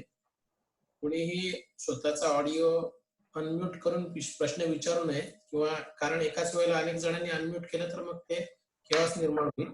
तर कृपया आपले जे प्रश्न आहेत ते चॅट बॉक्स मध्ये दाखल करावे. तोपर्यंत मी जे आलेले प्रश्न आहेत ते साहेबांना विचारतोय. सर, एक पहिला प्रश्न आहे की साक्षीदार त्याच्या साक्षीमध्ये, फिर्यादी साक्षीमध्ये आरोपीने मला काही XYZ अशा शिव्या दिल्या, परंतु उलट तपासणीत त्याच्या आरोपीच्या वकिलांनी विचारलं की या शिवाय तुमच्या फिर्याद घेतली तेव्हा पोलिसांना सांगितले होते का? तर त्यावेळेला त्यांनी सांगितलं नाही, पण त्याचं कारण त्यांनी असं सांगितलं की मला त्या शिव्या सांगायची लाज वाटली म्हणून मी सांगू शकलो नाही. तर मग अशा वेळेत आयओला कोरॅबोरेट करताना कसं काय विचारलं? अशी मी सांगितल्याप्रमाणे 161 सबसेक्शन 2 मध्ये मॅन्डेटरी प्रोव्हिजन आहे, शॅल शब्द वापरलेला आहे की ज्या ज्या काही घटना तिथे घडलेल्या असतील त्या सत्य घटनाच विटनेसने सांगणं गरजेचं आहे प्रिव्हियस स्टेटमेंटमध्ये. त्यामुळे त्यांनी जरी एक्सप्लेनेशन द्यायचं, कारण ही एक्सप्लेनेशन वेगवेगळ्या पद्धतीची देऊ शकतात, कारण तो विटनेस तयार होऊन आलेला असतो, त्याची तयारी आणखी दुसऱ्या वकिलांनी सुद्धा करून घेतलेली असते की बाबा रे असं जो ओमिशन तुला विचारलं तर तू हे असं उत्तर दे, बघू काय होतं. त्यामुळे शांत राहणं गरजेचं आहे. त्याला जे काय एक्सप्लेनेशन द्यायचं ते देऊ द्या. सबसिक्वेंटली आपल्याला आपलं एक्सप्लेनेशन पण त्याला पुटअप करायचं आहे की बाबा रे हे जे तू एक्सप्लेनेशन देतोय तू खोटं एक्सप्लेनेशन देतोय, त्यावेळेला असं काही शिव्या वेळ तुला दिलेल्या नव्हत्या आणि त्यामुळे तू त्या पोलिसांना सांगितलेल्या नव्हत्या, आणि आज जे तू एक्सप्लेनेशन देतोय की मला सांगाव्याशा वाटल्या नाही किंवा मी सांगितलं नाही मुद्दाम कारण असं असं. तर हे सगळं एक्सप्लेनेशन तो खोटं देतोय असं आणि याला मदत म्हणून आपल्याला 161 सबसेक्शन 2 हा डेफिनेटली कामाला येईल. सर 498A च्या केसेसमध्ये बऱ्याचदा मोगमपणे पोलिसांकडून फिर्याद नोंदवली जाते की अमुक अमुक पैशाची मागणी केली आणि त्याच्यासाठी छळ केला म्हणून ही फिर्याद एकदम अगदी मोगम एक पॅरेग्राफची फिर्याद घेतली जाते आणि प्रत्यक्ष साक्षीच्या वेळेला ती जी साक्षीदार आहे महिला फिर्यादी पूर्ण स्टोरी तिची सांगते. तिला जेव्हा तिला प्रश्न विचारला की तू हे पोलिसांकडे फिर्याद देताना का सांगितलं नाही, तेव्हा तिने असं उत्तर दिलं की मी पोलिसांना पूर्ण स्टोरी सांगितली होती, पण पोलिसांनी सांगितलं की फिर्यादीमध्ये नमूद एफआयआरच्या याच्यामध्ये फक्त 1-2 पॅरेग्राफच लिहायचे असतात, तुम्हाला जे काय पूर्ण डिटेलमध्ये सांगायचं आहे ते तुम्ही कोर्टापुढे सांगा असं त्यांनी सांगितलं. आता पोलिसांनी सांगितल्यामुळे तसं असेल म्हणून मी त्यांनी जे फिर्याद नोंदवून घेतली त्यावर मी सही केली. मगाशी मी एक्सप्लेनेशन जे दिलं होतं ते हेच. हा मी सांगितलं म्हणून पोलीस म्हणाले तुम्हाला जे काय कोर्टात सांगायचं ते सांगा. आता ह्या 498 केसचा संदर्भ आला म्हणून थोडस आणखीन इलॅबोरेट करतो. आता या 498 केसच्या संदर्भामध्ये काही वेळेला पूर्वी जे वादावादी झालेली असते तेव्हा नोटिसा दिल्या घेतलेल्या असतात, मेंटेनन्स केसेस दाखल झालेले असतात, तर त्याचा सुद्धा अभ्यास करणं डिफेन्स लॉयरने अत्यंत गरजेचं आहे. कारण जे एक्झॅगरेशन आता जे उदाहरण आपण घेतोय किंवा प्रश्न विचारला त्याच्यामध्ये त्या बाईंनी एक्झॅगरेशन केलेलं असतं. मग ह्या गोष्टी तू मेंटेनन्सची जेव्हा नोटीस दिली होती किंवा मेंटेनन्स पिटिशन दाखल केलं होतं तेव्हा तरी तू बाई सांगितलं होतंस का? मग तेव्हाही मी सांगितलं नव्हतं. आता तू सांगते पोलिसांना सांगितलं, पण पोलीस म्हणतात कोर्टामध्ये. आपल्याला आपली तयारी पाहिजे, ती काहीही सांगण्याची शक्यता आहे गृहीत धरून आपण आपला अभ्यास करणं अत्यंत गरजेचं आहे. प्रिव्हियसली काही तिने अशा काही म्हणून तो वर्ड जे आहे रिड्युस्ड इन टू रायटिंग आणि इन रायटिंग हे जे 2 शब्द वापरले ते एवढ्यासाठी की पूर्वी जे देवाणघेवाण झालेली नोटीस उत्तरांची किंवा मेंटेनन्स पिटिशन दाखल केले त्याच्यामध्ये सुद्धा ह्या अवेअरमेंट घेतल्यात का तिने हे पण बघणं गरजेचं आहे. आणि त्या जर तिथे घेतलेल्या नसतील तर त्या पण आपल्याला 145चा वापर करून रेकॉर्डवरती आणता येतील की तू हे आज सांगते पोलीस म्हणाला पण तेव्हाही तू बाई सांगितलं नव्हतं. आणि मग we can argue our case on that basis. Sir cross examination मध्ये विटनेसला इन्क्रिमिनेटिंग प्रश्न विचारता येतील का? क्रॉस एक्झामिनेशन मध्ये कुठलेही प्रश्न विचारता येतील, लिडिंग प्रश्न विचारता येतील. इन्क्रिमिनेटिंग प्रश्न म्हणजे डायरेक्ट आपण सजेशन देतो की बाबा हे गुन्हा तूच केलेला आहे. म्हणजे इन्क्रिमिनेटिंग नॉट अगेन्स्ट अक्यूज, कारण क्रॉस करत असतो आपण. आरोपीच्या विरुद्ध तर आपण काही विचारत नाही, पण विटनेसच्या विरुद्ध काहीच हरकत नाही ना. 155 सेक्शन जो आहे मगाशी आपण जो उल्लेख केला, इम्पिचिंग क्रेडिट ऑफ द विटनेस, आपल्याला घेता येईल की बाबा तुझं नाव आधी सगळ्यांनी संशयित म्हणून घेतलं होतं, पोलिसांनी पण तुला 8 दिवस ताब्यात ठेवलं होतं आणि नंतर मग तुला विटनेस म्हणून तुझं स्टेटमेंट रेकॉर्ड केलं. अशा स्वरूपाची जी काही घटना घडलेली असेल तर आपल्याला डेफिनेटली क्रॉसमध्ये विचारता येईल. Sir, if a witness admits any omission or contradiction in cross-examination, whether this thing need to be proved further by IO? Not necessary, absolutely not necessary. IO ला विचारायची गरज नाही कारण त्यांनी ऍडमिट केलेलं असतं की मी यापूर्वी हे सांगितलेलं नाही.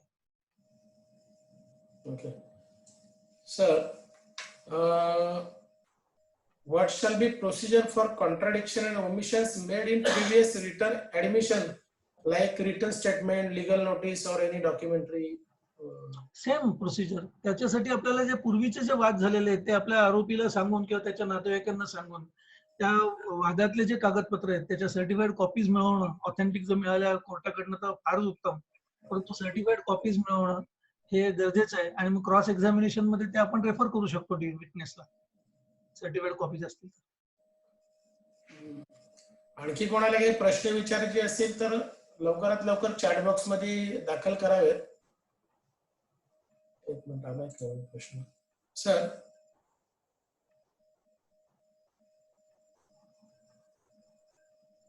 बऱ्याच वेळा पोलीस केसला विरुद्ध असलेले स्टेटमेंट म्हणजे फिर्यादीच्या विपरीत असलेले जे स्टेटमेंट असतात इतर साक्षीदारांचे साक्ष नोंदवताना ते लिहून घेत नाही आणि एक स्टिरियोटाइप त्या फिर्यादीच्या प्रमाणे स्टेटमेंट लिहून घेतात आणि त्यानंतर त्या विटनेसला सरकारी वकील सांगतात त्याप्रमाणे ते साक्ष देतात. त्याबद्दल काय सांगता येईल? आता काय होतं की तो विटनेस आधी तयार नसतो सारखा साक्ष द्यायला किंवा येस. त्याची घटना बघितलेली नसते, परंतु काही कारणामुळे तो तयार होतो. कारण अल्टिमेटली त्याच्यावरती आहे सगळं, साक्षीदारावरती. तो अशा दडपणाखाली येतं तर त्यालाही काहीतरी कारण असलं पाहिजे. तर ते कारण पण आपण जेव्हा केसची तयारी करतो त्यावेळेला शोधली पाहिजे. मगाशी मी जो फरक सांगितला इंटरेस्टेड विटनेस आणि रिलेटिव्ह विटनेस याच्यामध्ये जो फरक येतो हा, की तो जरी रिलेटिव्ह नसला तर मग हा असा इंटरेस्ट घेऊन का सांगतोय? कारण आरोपी आपल्याला सांगत असतो की साहेब घटना जी घडली ती वेगळी घडली, त्यावेळेला हा माणूस इथे नव्हता. मग तो नव्हता तर मग तो दुसरीकडे कुठे होता का? कुठल्या कंपनीमध्ये तो नोकरीला त्यावेळेला तो कंपनीत होता का? परीक्षा कुठे देत होता का? कॉलेजमध्ये असेल तर कॉलेजमध्ये त्याची काही हजेरी आहे का, काय आहे का? एखाद्या लग्न समारंभात आहे का? याचा पण तपास करणं गरजेचं आहे, कारण आपल्याला आधी इन्फॉर्मेशन मिळालेली असते आरोपीकडनं किंवा त्याच्या नातेवाईकांकडनं, की हे 2 साक्षीदार तिथे नव्हते, परंतु हे नंतर या कारणांसाठी त्यांना मदत करतात. मग ती कारणं शोधून, ती कारणं रेकॉर्डवर त्याच्या क्रॉस एक्झामिनेशन मध्ये हे सगळं विचारणं त्याला, की बाबा रे अशा 2 घटना घडलेल्या होत्या, ज्यामुळे तुझा आरोपी विरुद्ध राग होता आणि आता तू त्यांना मदत करण्यासाठी म्हणून खोटं सांगतो, प्रत्यक्षात तू बघितलंच नाही. तर ते डिफेन्स तुमचा शेवटी तयार, पण त्याच्यासाठी आधी थरोली अभ्यास करणं हे अत्यंत गरजेचं आहे. त्यामुळे प्रत्येक विटनेस का सांगतो आपल्या विरुद्ध याचा अभ्यास करायला लागेल. पुढचा प्रश्न येण्यापूर्वी मी पार्टिसिपेंट्सना मगाशी आपण लेक्चर सुरू केलं त्यावेळेला फेसबुक लाईव्हला काही अडचणी आल्या होत्या. आमच्या टेक्निकल टीम कडून त्याच्याबद्दल असं सांगण्यात आलं की आज काहीतरी पॉलिटिकल काही आंदोलन वगैरे त्याच्यामुळे ते फेसबुक लाईव्हला थोडंसं अडचण आली, कारण सोशल मीडियावरती त्या आंदोलनाच्या अनुषंगाने बऱ्याचशा पोस्ट आणि लाईव्ह व्हिडिओज वगैरे पोस्ट केले गेले. त्याच्यामुळे थोडं ते जॅम, जसं ट्रॅफिक जॅम असं सोशल मीडिया थोडासा जॅम निर्माण झाला होता. त्याच्यामुळे आपल्याला लवकर फेसबुक लाईव्ह जाता आलं नाही. त्याच्यामुळे बराचसा आपला भिडे साहेबांचं जे काही लेक्चर आहे त्याच्यातला बराचसा पार्ट आपल्या फेसबुकच्या माध्यमातून जे जॉईन झालेले जे पार्टिसिपंट्स आहेत आताही त्यांना पाहता आलं नाही. तर त्यांच्यासाठी मी सर्वांसाठी सांगतोय की आता जे फेसबुकवर ऐकत असतील त्यांना, की आपण हा जो व्हिडिओ आहे आजचा भिडे साहेबांचं लेक्चर पूर्ण झाल्यानंतर तो व्हिडिओ जसा आपण युट्यूबला अपलोड करतो तसाच तो रेकॉर्डेड व्हिडिओ मी आता थोड्या वेळात लगेच फेसबुकला अपलोड करणार आहे, जेणेकरून तुमचा जो भाग मिस झालेला असेल तो तुम्हाला परत पाहता येईल. आणि त्याच्या अनुषंगाने पण आपले काही प्रश्न असतील तर भिडे साहेबांचे लेक्चर्स याच विषयावरती अनेक ठिकाणी चालू असतात. आपण त्या ठिकाणी किंवा मी त्यांना पाठवून ठेवेल आणि त्या ठिकाणी सुद्धा भिडे साहेब त्यांच्या लेक्चरच्या माध्यमातून त्या प्रश्नांना अनुसरून काही मार्गदर्शन करतील, जरी या लेक्चर मधून काही गोष्टी सुटल्या तरी. तर माझी पुन्हा विनंती आहे की जर इतर काही प्रश्न कोणाचे असतील त्यांनी तात्काळ हे करावं, दाखल करावे. काही पार्टिसिपंटची विनंती आहे युट्यूब आणि फेसबुकची लिंक शेअर करायची. फेसबुकला आपण www.facebook.com/shahapurlawyers SHAHAPURLAWYERS इतकं सर्च केलं तरी तुम्हाला आमचं जे शहापूर कोर्ट बार असोसिएशनचं जे पेज आहे फेसबुक पेज ते तुम्हाला ओपन होईल आणि त्याच्यात तात्काळ हा व्हिडिओ तुम्हाला दिसेल. त्याशिवाय युट्यूब वरती तुम्हाला शहापूर कोर्ट बार असोसिएशन नावाचं युट्यूब चॅनल आहे. त्या चॅनलवर सुद्धा आपल्याला भिडे साहेबांचं हे आजचं लेक्चर पाहता येईल किंवा प्रिव्हियस जे लेक्चर्स आहेत ते दोन्ही ठिकाणी फेसबुक आणि युट्यूबवर पाहता येईल. शहापूर लॉयर्स किंवा शहापूर कोर्ट बार असोसिएशन हे दोन्ही सर्च केले तर तुम्हाला हे व्हिडिओ आत्ताचे आणि पास्ट व्हिडिओ बघता येतील. सर, पुढचा प्रश्न आलेला आहे, is it necessary to put specific contradictory statement of witness if he admits his previous written statement in whole? मला काही कळलं नाही विषय. धनंजय प्रेरणेंचा आहे, is it necessary to put specific contradictory statement to witness if he admits his previous written statement in whole? मगाशी तो आपण 145 जो अभ्यास केला ना तो असाच म्हणतो ना की without referring that particular previous statement पहिले तुम्हाला प्रश्न विचारायचे आहेत.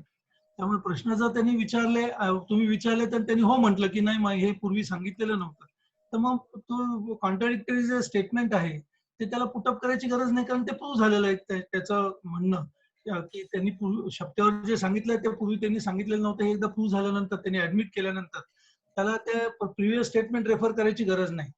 पण ते कधी रेफर करायचं जर आपल्याला त्याला कॉन्ट्राडिक्ट करायचं असेल तर तो म्हणतो की हो मी सांगितलं होतं तर मग कॉन्ट्रडिक्ट करण्यासाठी बघ दाखव की बा हे नव्हतं तू सांगितलेलं, इथे नाही लिहिलेलं.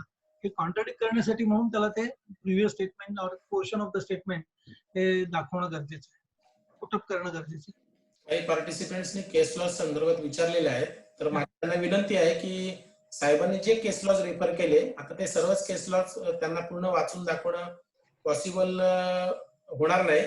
तर मी आता जसं सांगितलं की हाच लेक्चर मी पुन्हा फेसबुकवर अपलोड करतोय, युट्यूबला अपलोड करतोय. त्यावेळेला ते ऐकताना आपल्याला ते केस लॉज पुन्हा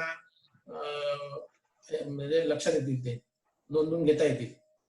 अजून काही प्रश्न असेल तर तात्काळ विचारावा.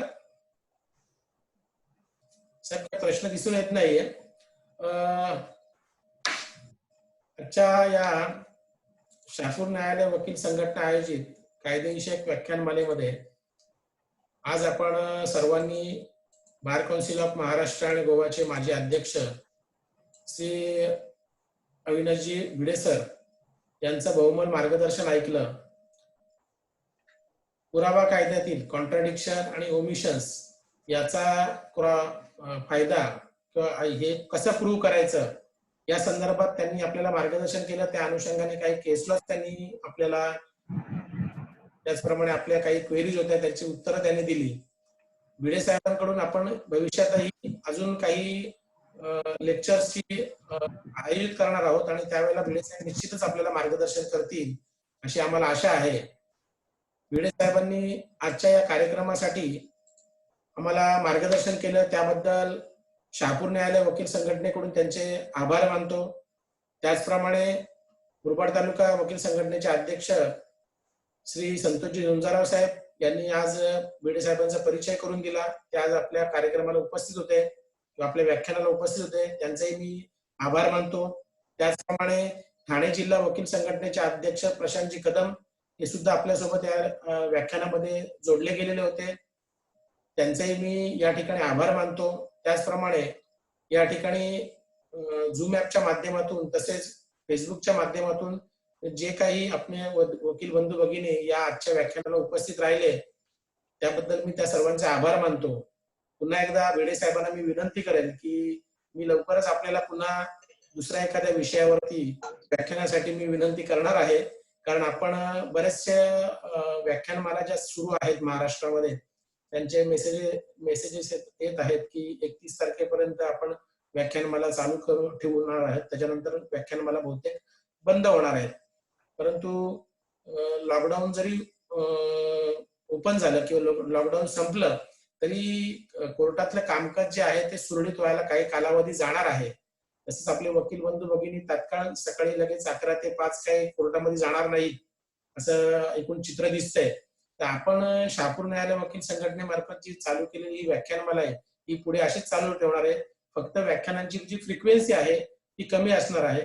त्यामुळे आपण सर्व जे पार्टिसिपंट्स आहे यांनी शहापूर न्यायालय वकील संघटनेच्या व्याख्यानमालाशी कनेक्टेड राहावं अशी मी त्यांना विनंती करतो. पुन्हा एकदा सर्वांचं मी आभार मानतो आणि आजचं जे व्याख्यान आहे ते या ठिकाणी संपलं असं मी जाहीर करतो. धन्यवाद.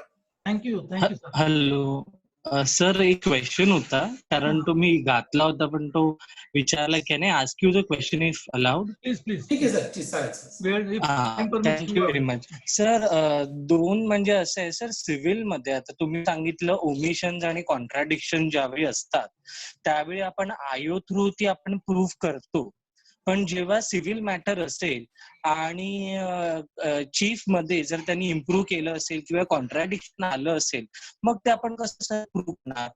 आणि सर दुसरे कसं होतं की 153चं एक्सेप्शन 2 आणि 155चा सबसेक्शन 3 एकमेकांना सर कॉन्ट्ररी नाहीये का? कारण सर ते वाचायला एकदम कठीण वाटतं.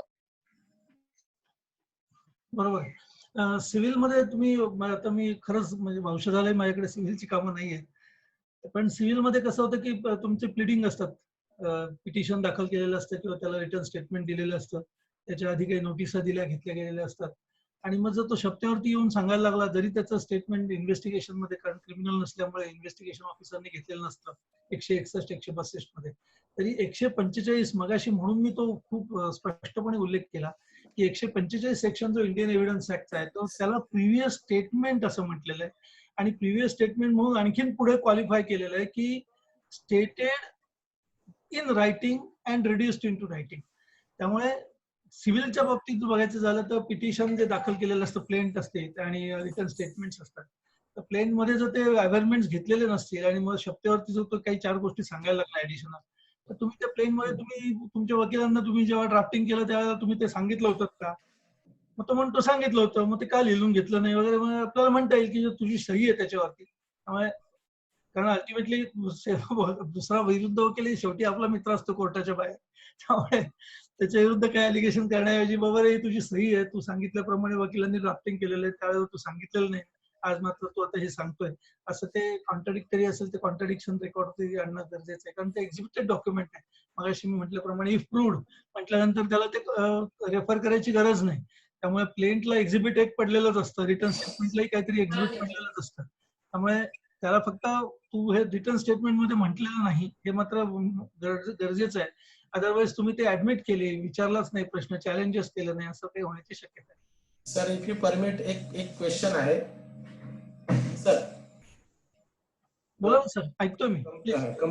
कंप्लेंट आणि 164चा स्टेटमेंट 64चं स्टेटमेंट आणि कंप्लेंट यांच्यामध्ये कॉन्ट्राडिक्शन आहे, पण पीपीनी 164 स्टेटमेंट रेकॉर्डवर घेतलंच नाही, तर आपण घेणं योग्य होईल का? आपल्या फायद्याचं काही तो बोलला असेल 164 मध्ये तर नक्की सांगता येईल आपल्याला की बाबा रे तू फिर्याद दिली पोलिसांकडे, परंतु तुझा मॅजिस्ट्रेट पुढे पण जबाब झाला होता. मग झाला होता म्हणतो तो. मग तू जे काही वस्तुस्थिती होती ते त्यांच्या पुढे सांगितली होती. मग आपल्या फायद्याची जी गोष्ट त्याच्यामध्ये, कारण आपल्याला रेफर करायचं तर आपल्या फायद्याचं असल्याशिवाय रेफर करून चालणार नाही. त्यामुळे आपल्या फायद्याची गोष्ट आहे ती त्याला विचारावी लागेल आधी की बाबा रे असं असं झालं होतं का, ही 1, 2, 3 गोष्टी आहेत. तो म्हणतो हो झालं होतं. एकदा तो असं हो म्हटल्यानंतर ते रेफर करायची गरज नाही. पण तो जर म्हणाला नाही असं झालं नव्हतं, मग तो मॅजिस्ट्रेट पुढे जेव्हा जबाब झाला तेव्हा तो मॅजिस्ट्रेट साहेबांना सांगितलं होतं का? If he says yes, if he says no, मग तो पोर्शन मार्क ए करून तो विचारायचा. परंतु जर मॅजिस्ट्रेट तपासला नंतर ज्यांनी रेकॉर्ड केलेलं 164 जबाब, तर आपल्याला ते त्यांना विचारता येईल की बाबा त्यांनी तुम्हाला सांगितलं नव्हतं त्यामुळे ते त्याच्यात लिहिलेलं नाही. पण जर नाही तपासला तर आपल्याला आर्ग्युमेंट करताना म्हणता येईल की सर मॅजिस्ट्रेट साहेबांनी तपासणं गरजेचं होतं प्रॉसिक्युशनने, कारण ती कॉन्ट्राडिक्शन किंवा ओमिशन जी घेतलेली आहे ती रेकॉर्डवरती आणलेली आहे, त्याला पोर्शन मार्क झालेला आहे, पण मुद्दामून ते तपासलं गेलेलं नसल्यामुळे ऍडव्हर्स इन्फ्लुएन्स निघावा असं म्हणून आपल्याला आर्ग्युमेंट करतो. सर आता पुढचा काय एक मिनिट सर. सर आणखी काय प्रश्न नाही. पुन्हा एकदा आपले धन्यवाद. आणि आजचा हा कार्यक्रम किंवा आजचं हे व्याख्यान या ठिकाणी संपलं असं मी जाहीर करतो. सगळ्यांचे धन्यवाद. Thank you so much.